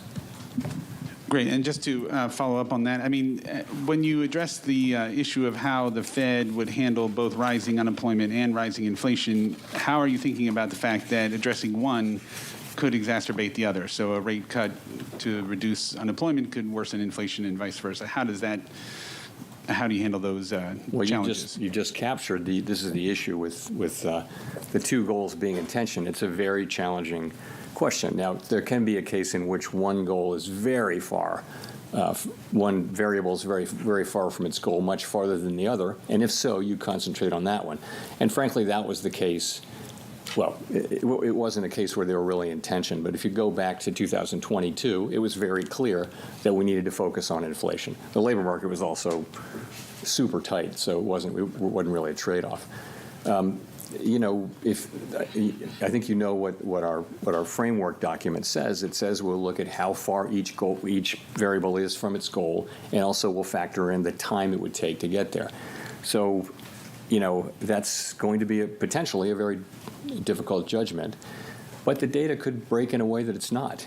I just don't think we know that. The data could easily favor one or the other. And right now, there's no need to make a choice, and no real basis for doing so. Victoria. Hi, Victoria Guida with Politico. I wanted to ask, Congress is currently debating spending cuts alongside extending the tax cuts. And I know you've talked many times about how the path of the debt is unsustainable, but given that we're also talking right now about the economy slowing, potentially even recession, I was just wondering, is there a danger that spending cuts now could slow growth a lot more? We don't give Congress fiscal advice. We take what they do as a given, and we put it in our models and in our assessment of the economy. So I wouldn't want to, speculate on that. I mean, I think we do know that the debt is on an unsustainable level, on an unsustainable path, not at an unsustainable level, but an unsustainable path. And it's on Congress to figure out how to get us back on a sustainable path. And it's not up to us to give them advice. Well, do you think that they should take macroeconomic conditions into account as they look at this? I think they don't need my advice and our advice on how to do fiscal policy any more than we need their advice on monetary policy. Andrew. Thanks, Mr. Chairman. Andrew Ackerman with the Washington Post. In your Jackson Hole comments last year, you said you would not welcome further cooling in labor market conditions. The unemployment rate then was 4.2%, which is what it is now. Many forecasters now predict a higher jobless rate. How has your tolerance for weakening labor market conditions changed compared to a year ago? So it was quite a different situation. What was happening last year is that over the space of 6, 8, 7 months, the unemployment rate went up by almost a full percentage point. And it was click, click, click, click, click each month. And everywhere people were talking about downside risk to the labor market. At the same time, payroll job numbers were getting softer and softer. So there was a really obvious concern about downside risk to the labor market. And so at Jackson Hole and then in September, we wanted to address that forthrightly. We wanted to show that we were there we'd been there for inflation for a couple of years, and we wanted to show also that we're there for the labor market. And it was important that we send that signal. Fortunately, since then, the labor market has really, and the unemployment rate have really been moving sideways at a level that is, well in the range of mainstream estimates of maximum employment. So that concern has gotten a lot less. So, you're at 4.2% unemployment. I think we were in a very different situation. Now we have a situation where, the risks to higher inflation and higher unemployment have both gone up, as we noted in our statement, and we've got to monitor both of those. We actually have a potential situation where there may be a trade-off or tension between the two, potentially. We don't have it yet, and we may not have it, but that's what we have, and that's why I think it's a very different situation. I guess I want to follow up by asking how much of a rise in the jobless rate you could tolerate. I can't give you I'm not going to try to give you a specific number. I'll just say we have to now be looking at both variables and which of them is demanding. If one of them is demanding our focus more than the other, that would tell us what to do with policy. If they're more or less equally distant and equally or not distant, then we don't have to make that assessment. The assessment is you wait.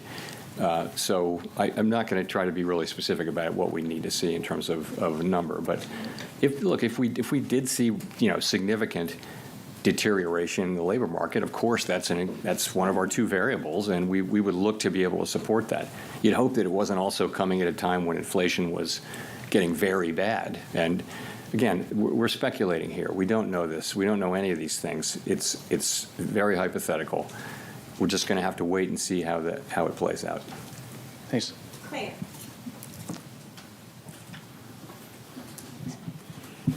Claire Jones, Financial Times. In terms of getting some clarity, we've got some talks at the weekend in Geneva between the US and China. A lot of economists are attaching an awful lot of importance to what we hear from those talks. How much importance are you attaching to them in terms of judging what will happen to the US economy going forward? And just in a similar vein, some economists are saying it's days, not weeks, that we have until we start to put the US economy at risk of seeing the sort of pandemic-era shortages and higher prices if we don't kind of soothe relations between the US and China. So it'd be good to have your view on that too. So, these are not talks that we're in any way involved in, so I really can't comment directly on them. But what I will say is this, we had, coming out of the March meeting, the public generally had an assessment of where tariffs were going, and then April 2 happened, and it was really substantially larger than anticipated in the forecasts that I had seen and in our forecasts. So, and now we have we're in a new phase where it seems to be we're entering a new phase where the administration is beginning talks with a number of our important trading partners. And that has the potential to change the picture materially or not. And so I think it's going to be very important how that shakes out. But we simply have to wait and see how it works out. It certainly could change the picture, and we're mindful of not trying to make conclusive judgments about what will happen at a time when the facts are changing.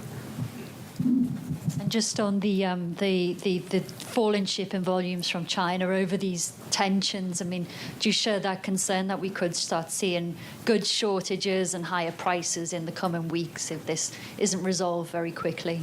You know, I don't want to get we shouldn't be involved even verbally in the questions about the timing of these things. Yes, of course we follow all that data.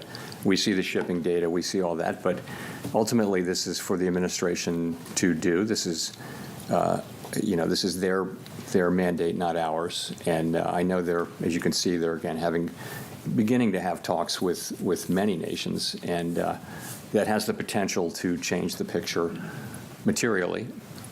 So we'll just have to wait and see.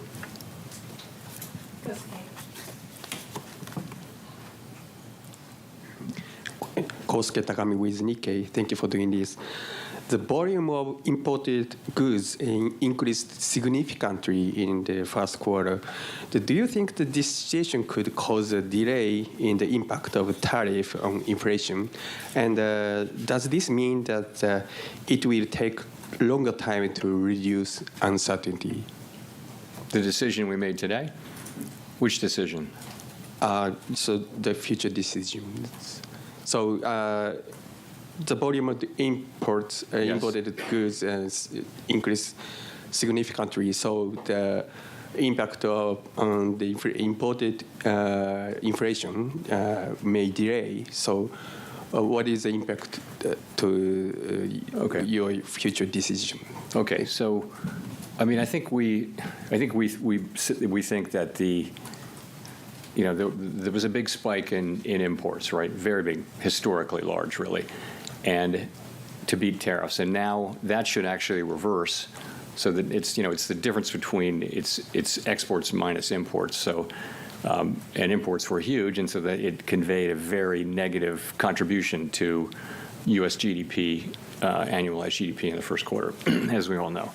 So that could, in the second quarter, be reversed, so that we have, an unusually large contribution to usually positive. That's very likely as imports drop sharply. You could also have, very likely you'll have restatements of the first quarter. It'll turn out that consumer spending was higher. It'll turn out that inventories were higher, and so you'll see those data revised up. It may actually go into the third quarter too, and so I think this whole process is going to a little bit make it harder to make a clean assessment of U.S. demand. I mentioned private domestic final purchases, which doesn't have inventories, government, or inventories, government. Anyway, it's a cleaner read on private demand, but that too probably was flattered a little bit by strong demand for imports to beat tariffs. So that might overstate. It's a really good reading, 3% PDFP in the first quarter. That might actually overstate. So it's not really I don't think it's going to affect our decisions. I will just say, though, that it's a little confusing, and it's probably less confusing to us than it would be to the general public as we try to explain this. It's complicated, and GDP is sending a signal, PDFP is sending a signal. It's a little bit confusing, but I think we understand what's going on. It's not really going to change things for us.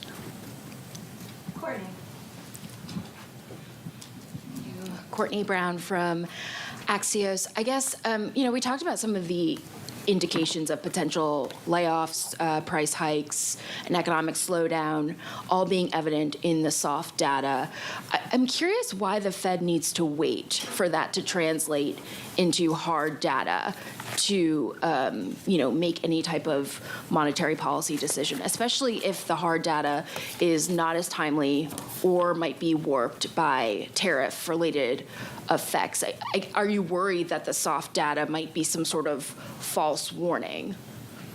No, I mean, look at the state of the economies. The labor market is solid, inflation is low. We can afford to be patient as things unfold. There's no real cost to our waiting at this point. Also, the sense of it is, we're not sure what the right thing will be. There should be some increase in inflation. There should be some increase in unemployment. Those call for different responses. And so until we know, potentially call for different responses. And so, until we know more, we have the ability to wait and see. And it seems to be a pretty clear decision. Everyone on the committee supported waiting. And so that's why we're waiting. Just a very quick follow-up. There was this sort of vibe session, if you will, where the sentiments expressed in soft data did not translate into the hard economic data. How are you thinking about that when interpreting some of the signs in the softer survey data? You know, I think going back a number of years, the link between sentiment data and consumer spending has been weak. It's not been a strong link at all. On the other hand, we haven't had a move of this, speed and size. So it wouldn't be the case that we're looking at this and just completely dismissing it. But it's another reason to wait and see. You're right that we had a couple of years during the pandemic where people were saying just very downbeat surveys and going out and spending money. So that can happen, and that may happen to some degree here. We just don't know. This is an outsized change in sentiment, though, and so none of us is looking at this and saying that we're sure one way or the other. We're not. Matt. Thanks, Chair Powell. Matt Egan with CNN. So you mentioned earlier that you're monitoring the shipping data.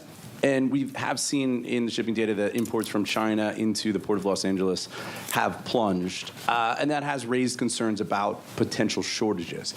What tools, if any, does the Fed have to ensure that prices and inflation expectations don't get out of hand if tariffs do cause significant supply chain disruptions?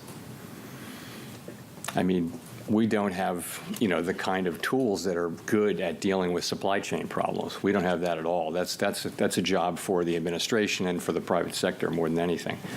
What we can do with our interest rate tool is we can be more or less supportive of demand, and that'd be a very inefficient way to try to fix supply chain problems. But we don't see the inflation yet. We're of course reading the same stories and watching the same data as everybody else. And, right now we see inflation, kind of moving sideways at a fairly low level. If I could follow up on that, President Trump has indicated that he will likely name a replacement for you when your term as chair expires next year. But your position on the board runs through January 2028, I believe. Would you consider remaining on the Fed board even if you're no longer chair? So I don't have anything for you on that. My whole focus is on, and my colleagues' focus is all on, trying to navigate this tricky passage we're in right now, trying to make the right decisions. We want to make the best decisions for the people that we serve. That's what we think about day and night. And this is a challenging situation, and that's 100% of our focus right now. Let's go to Jennifer for the last question. Thank you so much, Chair Powell. Jennifer Schonberger with Yahoo Finance. Public records of your schedule so far this year show no meetings with President Trump. Past presidents Obama, Bush, and Clinton have all met with Fed chairs, and you met with Trump during his first term. Why haven't you asked for a meeting yet with the president? I've never asked for a meeting with any president, and I never will. It's not. I wouldn't do that. There's never a reason for me to ask for a meeting. It's always been the other way. So would you want to meet with him if given the opportunity to get more information? It's never an initiative that I take. It's always an initiative. I don't think it's up to a Fed chair to seek a meeting with the president, although maybe some have done so. I've never done so, and I can't imagine myself doing that. I think it's always comes the other way. A president wants to meet with you, but that hasn't happened.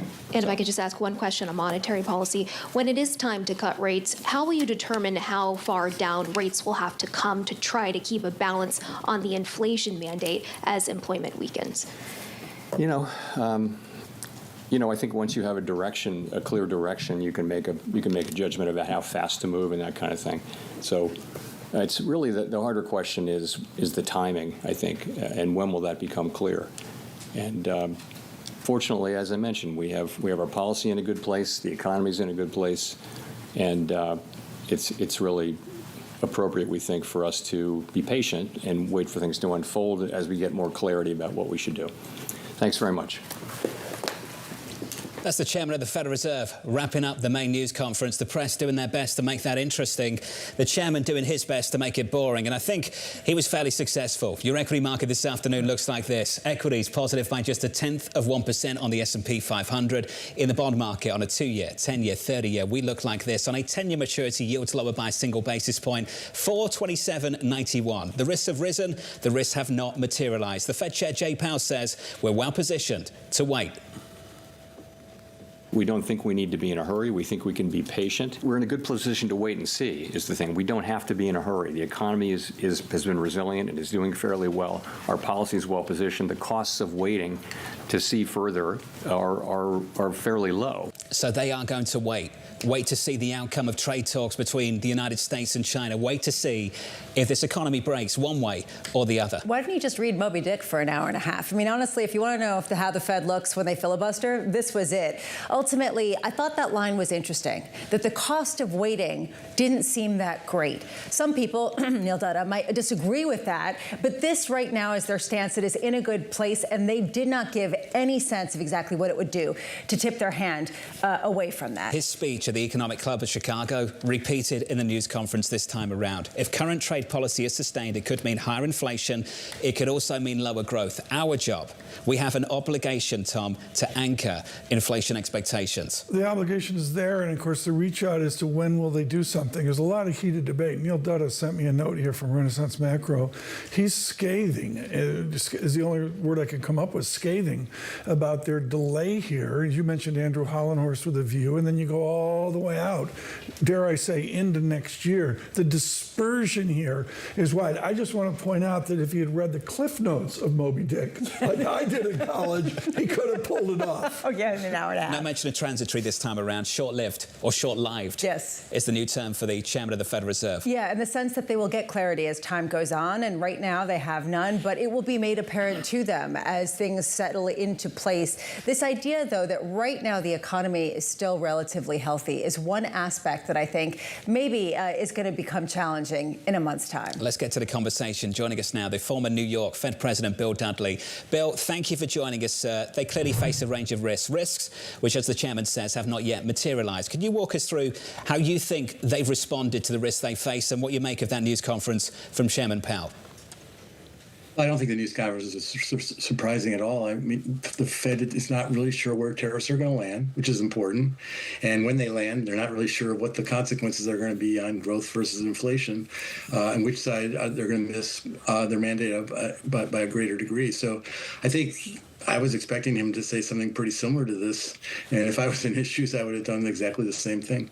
I thought that the most notable line was the cost of waiting to see further data seem fairly low. Do you agree with that? Do you think that the cost is fairly low of simply being parked on the sidelines at a time where a lot of people think that there are signs of a rapidly slowing economy?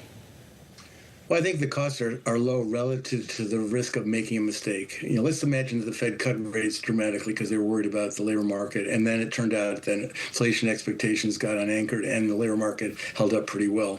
That'd be a big mistake. And so the Fed really wants to make sure that they don't go down that path. This is not just about the central scenario. It's also about risk management.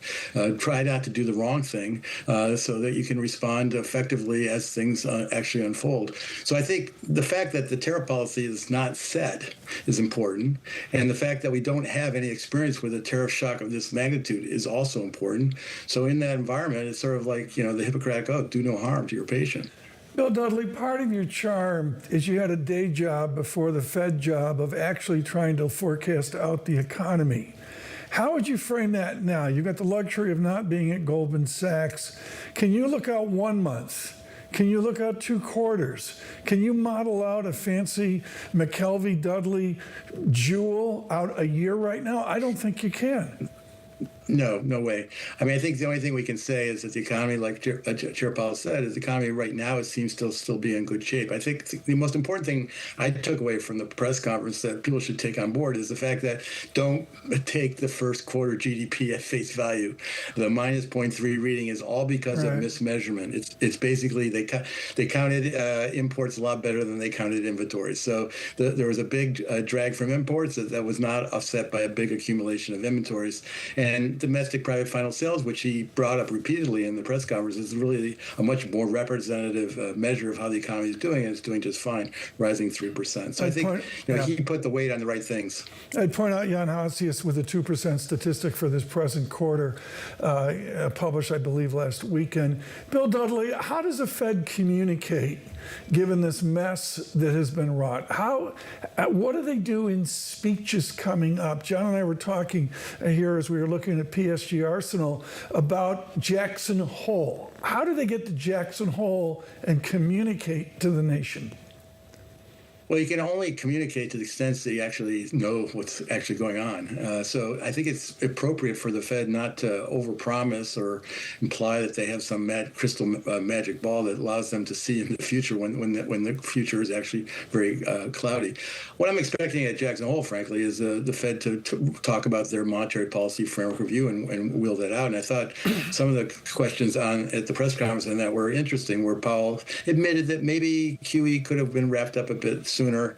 So I think they understand that there are some things that they can improve in the monetary policy framework. And so I think that's going to be the most interesting outcome of Jackson Hole. Bill, we've spent a lot of time speaking to Fed watchers on Wall Street, and they've all said a similar thing, that this time, because of the constraints, they might have to act late. They won't be able to act preemptively. And I guess it's important to understand his definition of being late, because there was this really interesting moment at the news conference, and I'd love your thoughts on it. He looked at the cutting that they did last year, 100 basis points of rate reductions, and said the Fed was a little late to start cutting last year. Just what is the definition of late on the FOMC? I think late is when you realize that the risk on one side of the mandate have become very predominant. So if the fact is you're only cutting at that moment means that you're probably late, because the risk have really accumulated on the employment side of the ledger, and that's what happened last summer. The unemployment rate went up pretty quickly, and the risk of the labor market sort of unwinding in a bad way increased, and the Federal Reserve was pretty slow to get off the mark, and that's why they ultimately cut rates more quickly than expected. They delayed, and then they cut more rates quickly than expected. I think that caught John's attention, and it caught mine as well, because some people disagreed and said maybe it was proactive in a way that led to the increase in longer-term benchmark yields, this idea that maybe actually there was more strength than expected in the underlying economy. I just wonder what that means going forward about that 2% inflation target, if we're still not back there. If we did see something of a firming up of the labor market, and yet that still is the assessment from last year. Well, I think there's two things that are relevant going on. Number one, the monetary policy may still not be as restrictive as the Fed thinks it is. I mean, the fact that the economy is still doing okay with a supposedly restrictive monetary policy in place, I think is meaningful, at least to me. And the second thing I think is going on that's really important that people aren't putting enough weight on is the labor force is going to grow much slower in 2025 than it did in 2023 and 2024. So the kind of payroll gains you need to keep the unemployment rate stable are much dramatically lower this year than last year. There is this question going forward of what kind of pain tolerance would this Fed be willing to accept before they start to have the clarity that they need to actually make a move. We were talking with Rich Clarida just before the press conference, and he said maybe a 0.5% increase in the unemployment rate, something material that they could point to. What's your assessment that would actually provide clarity at a very unclear moment? Well, I think Rich Clarida is broadly correct. If the unemployment rate starts going up rapidly, like we go from 4.2 to say 4.6, then the Federal Reserve is going to be thinking, boy, the labor market really is weakening in a big way. We are moving meaningfully away from full employment, and the risk in that environment is that we're about to have a full-blown recession. The SOM roll didn't work well last year, right? The SOM roll, we triggered the SOM roll, and there was no recession, but that happened because the labor force was growing very rapidly, and so the rise in the unemployment rate was driven by rapid labor force growth rather than by layoffs. This year, if the unemployment rate rises rapidly, it'll be driven by layoffs. Bill Dudley, let me throw in an audible then on that. Given a trade war, given the ballet in Switzerland here in the coming days, are we at risk of damaging the productivity that seemed so successful over the last 24 months? Absolutely. I mean, this is putting investment spending plans on hold. We are almost certainly going to have supply chain disruptions, even if we were to resolve this tomorrow, because a lot of ships from China aren't landing here at port, coming to port here, and then that means there's going to be a lot less time to replenish stores for Christmas. So supply chain disruptions to some degree are almost inevitable, and that's assuming that you switch things back, you turn the whole tariff thing off almost immediately. Hey, Bill, appreciate your thoughts as always. Bill Dudley there, the former New York Fed president. The Federal Reserve see it like this. The risks have risen to higher unemployment, to higher inflation, to lower growth, but the risks haven't materialized. And the risks are around trade talks as well. The President of the United States, in the last 2 hours or so, we've had a load of headlines from the Federal Reserve, but maybe the most important headline came from the President. The President said we're unwilling to lower tariffs to get China to the table. Now, the US is in negotiation mode at the moment, going into talks at the weekend. Are we? Talks about talks between the United States and China. And they can dial up and down the tariff-free policy whenever they like. You can't set policy in a moment like this because you don't know what policy is going to be on the other side of Washington. You don't understand necessarily what the supply chain disruptions are going to look like. Let's say they don't lower tariffs in anticipation of these types of talks. China has said that is the only way to start talks. So does that remove the idea of talks from the table entirely, even though they might be seeing each other in passing in Switzerland? The key question here is, how do they start to game out whether this is really a pandemic-like supply-side shock or whether this is something entirely different that can get remediated in the near term? That is the difficulty that they are grappling with. It is different. We've said it so many times on this program. I've heard all these comparisons to COVID. The difference this time around is you don't have to wait for the vaccine. The president has the vaccine. He can take the tariffs off, put the tariffs on whenever he likes. He's in control of the virus, if that's a good word to use. Probably not. No. But ultimately he is. If you believe there are comparisons to COVID, the president is running policy here. So not some runaway virus that we don't have control over. Is he the chairman of the Fed right now? I think he's in charge of what the Federal Reserve's about to do, without a doubt. And this is the problem for the Federal Reserve. Let's just say in a month these talks are fantastic. And the Federal Reserve cut interest rates by 50 basis points, 75 basis points, 100 basis points, because they thought these were the new rules of the game. All of a sudden, policy's offside. And guess what? They're about to deliver a big tax package down in Washington, D.C. as well. That's why this is so hard. Fed Chair Jay Powell alluded to this, saying there are things that can be done, some things, we haven't seen them being done, but there are some things that could be done that could actually cause outcomes to be very different. Key question, and this is something that comes up in a lot of our discussions with analysts and economists, there is damage being done. It's not as if this genie can go back into the bottle so easily, and there are ships that are not going to get here, and there are already supply chain disruptions. So at some point, that is the reason why people are saying the pain is already being felt, the damage is being done. It's now just a matter of magnitude. But a number of weeks ago, we had a yeah, but where Besant and maybe Lutnick had to go to the president and say, you're offsides, fix this right now. And in 10 minutes, they had it fixed. And that initiated the 90-day pause we have. Yeah. And the negotiations are starting. But if you're the chairman of the Federal Reserve, look, it's an industry to go after the Federal Reserve. We all partake. I understand that. We've been very critical over the years. You do, John? But I have some sympathy with the institution at the moment. I don't understand how you set policy for the medium term in a moment like this one. I think that's the reason why the policy tool that is communication is now filibustering, because ultimately there is no communication that can be had at a time where there is no information, solid information that can be had. And so maybe we'll get Moby Dick. My sympathy has limits, of course, I would suggest the Fed is codependent on the president. The president's driving the dialogue right now. It's standard psychiatric work. They're codependent on the White House. The White House is in the driving seat. Couldn't agree more, TK. Mike McKee was in the room. He's out of the room now. Mike McKee, welcome back to the programme. You said it multiple times, Mike, in the lead up to this. I don't have anything to add on that. Chairman Powell. And Mike, on a number of issues, he didn't have much to add. No, he didn't. You've been talking about it. The Fed doesn't know what's going to happen. Nobody knows what's going to happen, so you can't make policy. But one thing I would add is that you've been talking about this as a supply shock, which it very well could be, but the Fed was also sending the message today that it could be a demand shock. And if there's a demand shock, it could be reflected in things beyond just the unemployment rate and the inflation rate. We could see people start to pull back on spending significantly because either the shelves are empty or because they think things are going to be bad. Maybe they listened to Jay Powell today talking about the elevated risks. So there's a lot going on, a lot of cross currents going on, and it really comes down to how does all this affect the consumer? And by that I also mean businesses, because as you reported every day, people are pulling guidance. They don't know what's going to happen. So at this point, the economy could go either way. The Fed's stuck in the middle, and really there isn't much to say about the Fed for right now, except that they're watching like we are. Mike, you're a student of Fed history, and I wonder how much this has a parallel in recent history at a time when the Fed is just going to say uncertainty in 15 different ways and then sometimes the same way over and over again. Well, I think there isn't an exact comparison, but what you might look at is obviously the pandemic, where nobody knew what was going to happen because we hadn't had this happen before. And so the Fed was stuck in a situation where it knew things were bad. It knew it had to do something. But how long did that have to go on, and how far did they need to go? That was the question that was never really decided, and we kept talking about for months and months. But the idea of we've got stagflation out there, but we don't know if it's going to happen. And if it does happen, we don't know how bad it's going to be or when it's going to happen.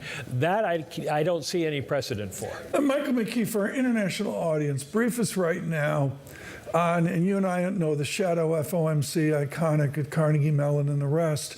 Tell us about the Trumpian shadow FOMC right now.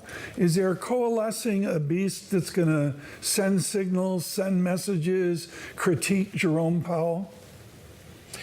Well, there are a couple of different groups going on, you could say. The Shadow Open Market Committee doesn't really have a lot of critiques at this point, other than what we were talking about earlier, the Fed's mission creep, the question I asked him. There are people who are contenders for the Fed chairmanship when the president finally makes a decision who could be having things to say. Kevin Warsh talked last week, the week before, about that. But really, the opposition or the people who are going to raise the question are in the administration right now, because the president wants to influence the Fed. He can't really do it, but he wants to. So there are going to be other people who are going to pick up on this stuff and talk about it. Scott Besant's been asked about it. He was asked about it today. They want the Fed to lower rates, but I think Mr. Besant knows, even if Mr. Trump doesn't, that the Fed can't move right now because they don't know what Mr. Trump's going to do. Mike McKee, appreciate the reaction. We'll hear from Mike throughout today on Bloomberg TV and on Bloomberg Radio. So we've had plenty of sympathy for the institution it ends right now. Here's the criticism. It goes like this. I've heard it now from the previous Minneapolis Fed president, St. Louis Fed president, rather, Jim Bullard. I've heard it directly from Mohamed Al-Erian as well, that this Federal Reserve is only really entertaining one scenario. But you hear a lot of people talking about a wide range of outcomes, but emphasis matters at a news conference. And the emphasis with Chairman Powell keeps landing on stagflation without saying stagflation. And Jim Bullard said this, and Mohamed said it as well. What they don't entertain is the prospect of a good outcome, the prospect that the Chinese turn around over the next few weeks and say, you know what, we'll give you what you want. The Europeans do the same thing, and you end up in a situation where you have lower tariffs, and maybe you end up in a situation where you have a reduced tax rate as well. And perhaps by the end of this year, you're in a better position for both the risk assets and growth too. And you don't hear any of that when you listen to Chairman Powell, and I didn't hear much of that at all in the last 90 minutes. There's a key question here. Is there a scenario in which they would have to hike rates? Is there a scenario in which they don't have to move at all because this is a soft landing in the same kind of way that they used to with no tariffs? There is a positive economic outcome that he kind of alluded to in passing, but it wasn't necessarily the main story. Yeah, kinda, but not really, but right? Not really. Joining us now to discuss, Jeff Rosenberg of BlackRock. Jeff, I'll make it simple. Is this a moment to own bonds? And if so, where on the curve? It's certainly a moment to be adding diversification to your portfolio, because the whole theme everybody's been talking about, and Powell answered in multiple ways, is we don't know, and he doesn't know, and it's heightened uncertainty. So you need more balance in your portfolio. Now, the subsequent question is, do bonds give it to you? And there I'd say you got to be more anchored to the front end of the curve. The back end has a lot of uncertainty. You got to look for alternative ways of finding diversification in your portfolio, and beta beta exposures are just directional. Is the market going up? Is it going down? Is it a good outcome? Is it a bad outcome? As Lisa was just outlining, it's incredibly uncertain. And so it's a time for diversification. Jeff, this feels like in high school when someone really likes someone else and they keep talking about them ad nauseum and you feel like there's nothing else to talk about and you're kind of sick of the conversation, but you feel like you have to keep entertaining it. It feels like everyone's trying to get into the head of one person again and again and again, and is sort of exhausted by the end of the day. How do you rise above that and understand what's actually happening in the economy in some kind of way to understand which way things are turning? Yeah, it's a good metaphor. It's a fun metaphor, and a tough question. And I think one way is to really think about it from a portfolio construction point of view of what am I exposed to in my portfolio, right? So if it's about one person and one outcome, that's kind of the antithesis to what we've all learned over the years of how to build a good portfolio. Don't put all your eggs in one basket. In this context, it is don't have all of your outcomes determined by that uncertain and unforecastable outcome. And so that's really about diversifying my sources of return. I've talked about it on this program before.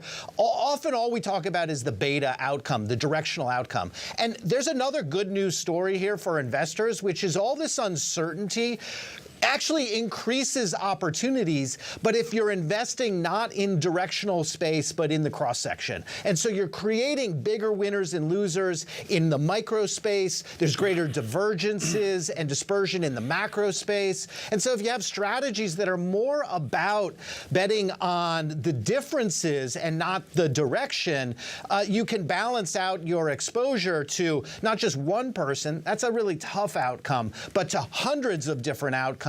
That's a better chance for success. And that's a way to pivot away from this kind of unipolar focus on that, popular person in high school. Hey, Jeff, I see, well, I don't know. Is there anything else you'd like to add right now? Jeff, thanks for entertaining that. Thank you. Come on. You know exactly what I'm talking about. Was this a Friday night party? Just pause. I don't want to get too deep here, TK. No, but you get the idea that it's just sort of exhausting. There's something more to say or talk about. Everyone's exhausting. I'll take that from you. There's no question about that. Jeff, off your remit, what I'm seeing is a multi-standard deviation move in selected currencies. Where's your unexpected out there across equities, bonds, commodities, and particularly the depth of the currency markets?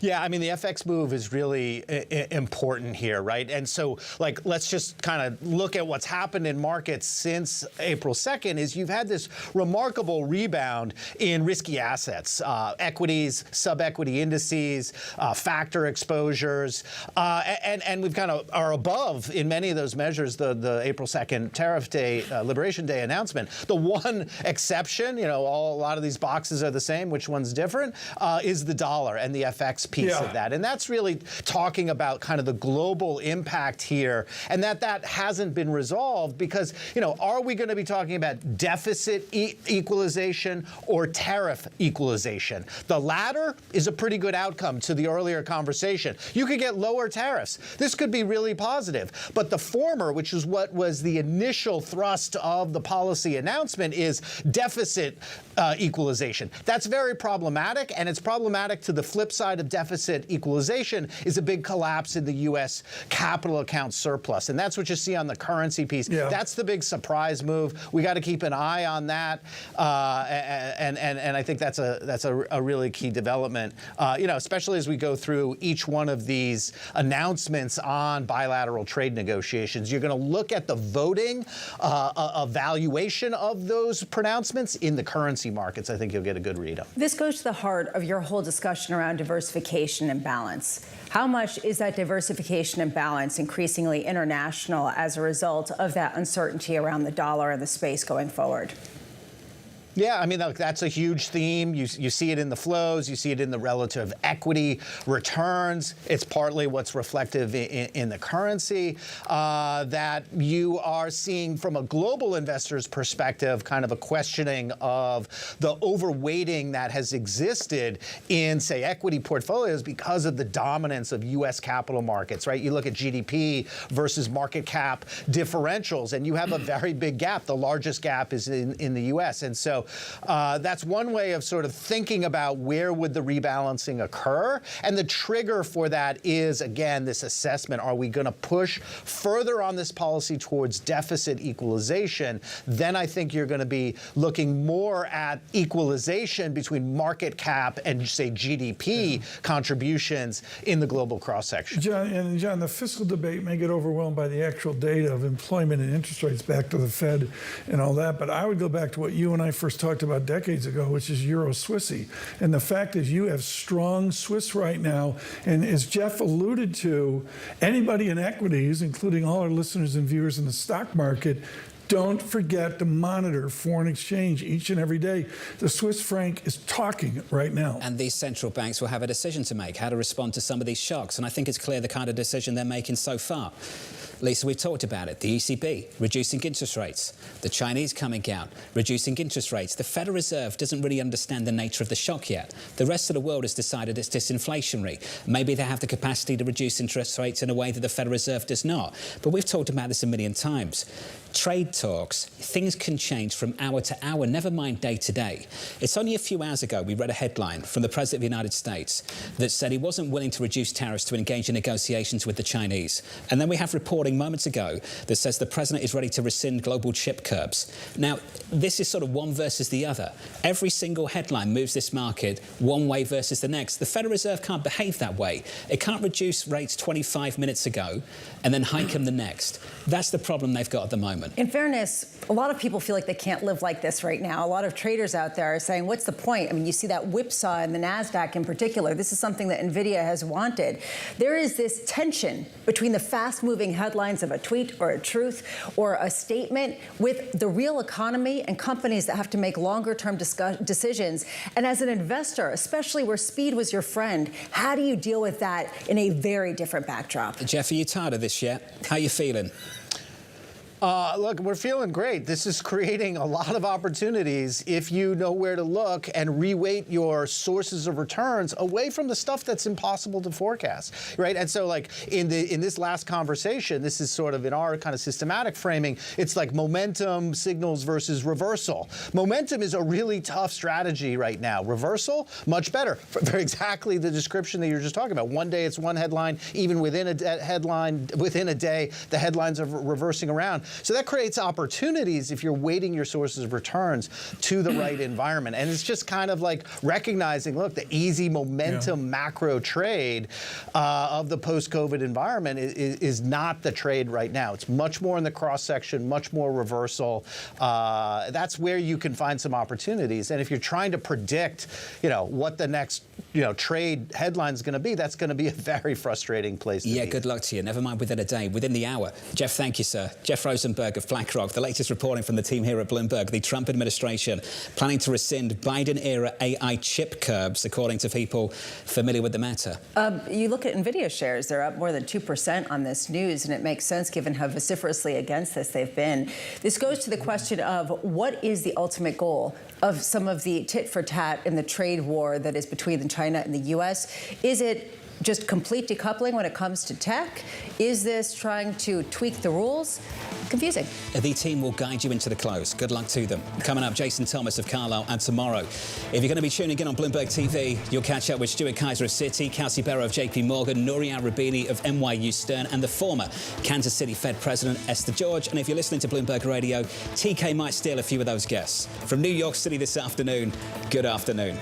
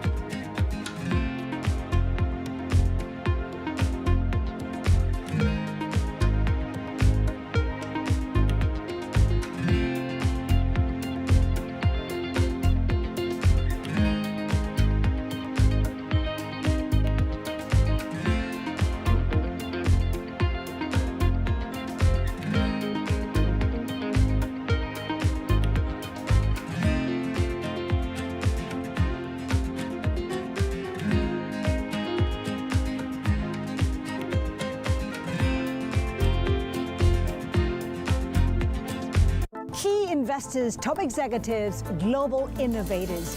Join me for in-depth conversations with the biggest newsmakers on the day's top stories. I've never seen cash machines as lucrative as these companies are. Just close your eyes and buy. Many Koreans find this really shocking and unbelievable. This needs to be a wake-up call for Europe. You can have only one captain of the ship, and we are the captain of the ship. You love it or hate it, you can't ignore it. Insight with Haslinda Amin, only on Bloomberg. Asia is a continent of contrasts. The region is a nexus of rich cultural traditions and a vibrant hub of trailblazing innovation and modernity. How will it push the limits of technology even further? Going to space should become as easy as, taking a flight. If NASA is designing a lander, their approach is they're designing a Formula One car. So we take, say, a Jeep approach. Min-seok, give us a sense of how you translate Korean architecture for the rest of the world. We call this madang. In general terms, it's where we can be ourselves, where we belong. There is an old saying in Korea that says, "거미 불루, 화이 불치." It means simple but not humble. So it has a tremendous impact on Korean architecture.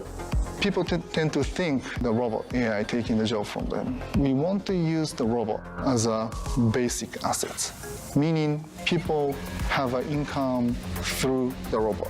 From space tech in India to robotics in Japan, Asia is driving the future, reshaping industries, societies, and the way we live.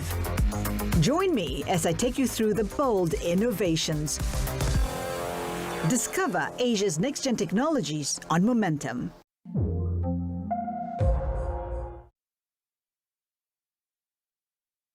The top names at the Fed are on Bloomberg. I'm not going to overreact to any increase in inflation that I think is attributable to the tariffs. But if I see a significant drop in the labor market, then I'd be ready to go. I wouldn't be sitting here waiting to determine whether the inflation is transitory or not. It's time to worry about the real side of the economy. I would expect more rate cuts and sooner once I start seeing some serious deterioration in the labor market. Nobody covers the Fed like Bloomberg. This week, Bloomberg Television and Radio are live from the Milken Conference in Los Angeles, speaking with the biggest names in business about the top issues for investors. Live coverage continues this week on Bloomberg Television and Radio. Join me each week on Wall Street Week for stories of capitalism from business, markets, economics, tech, and climate. More than what you need to know, it's what you need to think about.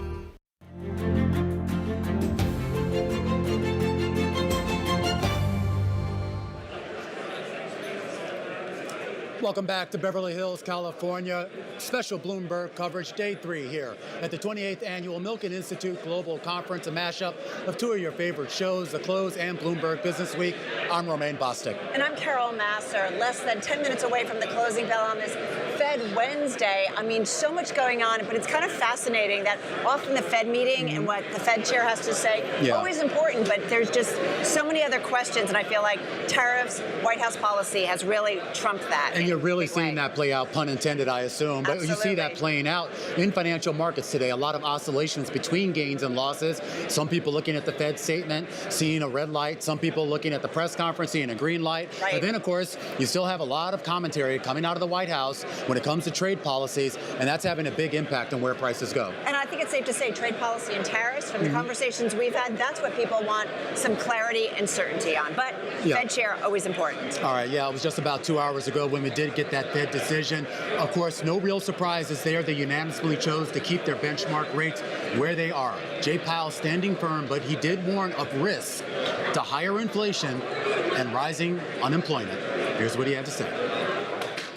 In support of our goals, today the Federal Open Market Committee decided to leave our policy interest rate unchanged. Inflation has eased significantly from its highs in mid-2022, but remains somewhat elevated relative to our 2% longer-run goal. Near-term measures of inflation expectations have moved up. Survey respondents, including consumers, businesses, and professional forecasters, point to tariffs as the driving factor. For the time being, we're well positioned to wait for greater clarity before considering any adjustments to our policy stance. And so we think that leaves us in a good place to wait and see. We don't think we need to be in a hurry. We think we can be patient. obviously, Fed Chair Jay Powell earlier today. While analysts seizing on the Fed's inflationary warning, let's see what our next guest has to say here from Milken. Seema Shah of Principal Asset Management says a rate cut won't come for a few months yet, writing, quote, that the Fed has been plunged into an almost impossible situation whereby its two mandates will likely move in opposite directions. It's a tough spot to be. Pleased to say Seema joins us right now, Chief Global Strategist at Principal Asset Management, the global investment business for Principal Financial Group. They manage about $540 billion in assets under management, so they see a lot when it comes to investor sentiment. Seema, good to have you here with us. Did Fed Chair Jay Powell, his characterization of things, a lot of uncertainty it seems like, did he get it right in your view? I think the entire press conference was about the amount of uncertainty. He feels like he's not in a position to make any kind of even forecast about growth, where inflation is going. And certainly to us, it makes sense, right? We can see that the soft data is weakening.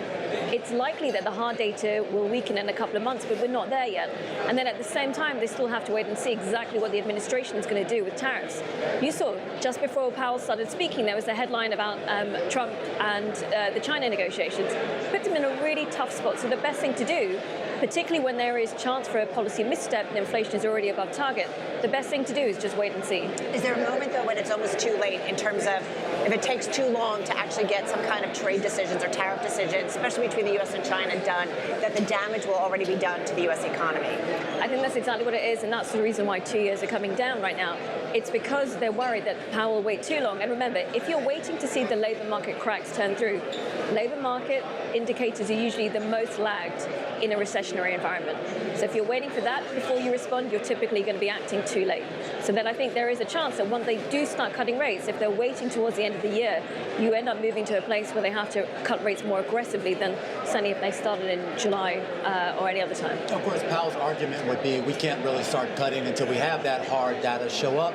What gives you the confidence that a lot of the survey data and the anecdotal evidence that we have of a weakening economy will actually translate into that hard data reflecting the same thing? I think as the days are going by and we're hearing more and more from companies thinking about layoffs, it is becoming more and more likely that that soft data is going to lead through to hard data. But historically, that hasn't always been the case. You have had times where that bifurcation between soft and hard data has persisted for months and months and months. So I think there is a little lack of clarity. You could argue that Powell could maybe look through a lot of that and say, look, the data is ultimately going to weaken and we need to act preemptively. But of course, it's the inflation story that they have to be really concerned about. And as he said, the inflation expectations from the surveys and market-based indicators in the last month have started to move even higher. I know you're not a politician, but I'm going to ask you a political question because Powell was asked repeatedly about his tenure and whether he would serve out that tenure, which actually comes to an end naturally, organically, in about a year's time. If there was to be more pressure on Powell to cut rates, and he does not give in to the president's wishes, do you think, is it plausible that we could see a change in Fed chair before his term is up? I think that what we saw from the bond market a few weeks ago is enough to ward Trump off from making that move. Let Powell finish out his term and then suddenly bring someone in. I mean, there's other policies that could come through. He could start talking about a separate Fed chair who is known to be more dovish. The market would then start following that person instead, and that would push down bond yields. But I think it certainly makes sense in the way that the questions around credibility of U.S. administrations, the way that we've seen the dollar move, that it makes sense that Trump has to step back from what is clearly a dissatisfaction with the way that Powell has conducted monetary policy. Seema, I also do wonder, I think one of the major themes here has been moving out of the U.S. and moving elsewhere. And whether people are still saying, yep, U.S. is still the premier destination for investment, global investment dollars, I do feel like there's a lot of side conversations here at Milken that people say otherwise. What do you say? Well, so I was on a panel yesterday on global capital markets, and that was the ultimate discussion. Is this the time where investors are starting to really think about leaving the U.S.? Now, from my perspective and from the investors that we're speaking to, they're not necessarily talking about entirely moving away from the U.S., but the marginal dollar, it really is becoming a discussion. Something where they're actually starting to say, is Europe the other destination that we can think about? Places like India, Japan, and certainly with the currency as well, with the appreciation of all these other currencies, it actually makes more sense even to think about your domestic investor base as well. Yet, having said that, if indeed we see a recession in the United States, or worse than that, we see stagflation, Is the expectation, the research that you guys are thinking about, is that the whole world is impacted by that because the U.S. is the dominant economy, and still in terms of investing too?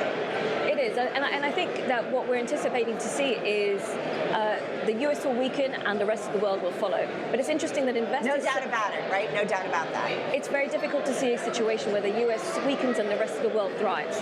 But importantly, investors have almost made their peace with the idea that this year is going to be a tough year. But when they're looking out to 2026 and beyond, particularly for Europe, they're looking at all the fiscal stimulus measures and they're feeling more optimistic about the future. So it is more of a forward-looking, secular discussion that people are having rather than being worried about the tactical near-term dynamics. With regards to that discussion, do you have a sense that that will be sustainable? Because I can understand in the moment why people would be thinking about these reallocations, but of course, we've kind of been here before under different circumstances, but we've been here before. Absolutely, and we always see this, that the market has a tendency to extrapolate what the current events are. And certainly what happened with Germany yesterday was a good reminder that things never really run smoothly in Germany. But we are seeing really important discussions from a policymaker perspective, European Commission, really talking about potential deregulation. It's really early days, as you said, and we have to be still a little bit careful about how we're going to be positioning. What I'm seeing is that the US allocations are staying fairly strong, but that marginal dollar, it is a growing discussion that is maybe Europe the place to be thinking about over the next 5-10 year period as an additional perspective for investors. I'm curious right now, are you seeing a real appetite for risk, meaning riskier assets, or is everyone really just looking for the safest bets? I think we are seeing a swoop in for the higher quality, slightly more defensive plays. But here in Milken, I think the one word that I keep hearing about is opportunities. People are not too concerned about it. They're waiting for there maybe to be a market pullback, and that for them would be the time to swoop. So it's a little bit safer right now, but I think people are looking out for when is the opportunity that they can really start to increase their risk asset exposure. All right, Seema, always great to catch up with you, particularly here at the Milken stage. Seema Shah, Chief Global Strategist at Principal Asset Management. And before we get to the closing bells, I just want to talk about the Treasury market. It's kind of fitting that right now the 2-year yield is unchanged on the day, because maybe that's a reflection of just how critical today's Fed meeting was, which was not very critical at all. A wait-and-see approach, that was a real takeaway here. The idea that not only is the Fed wants to wait, but I think the real sentiment here is they have no choice but to wait. I think that's so true, and I think it reflects the sentiment that we're feeling when we talk to CEOs and a lot of investment folks, that everybody's just kind of waiting, and the Fed chair is waiting. Okay, so what's next? Where do we go from here? Because there are some very clear different scenarios in terms of how this plays out and the impact it has on markets as well as companies. All right, folks, we're nearing towards the closing bell. We got some green on the screen. Well, we're not nearing them. You can hear the closing bells in your ear, Carol. Seconds. That means the closing bells are here, as is tradition. Carol Massar, even though you've been doing this for decades, they actually start the bells before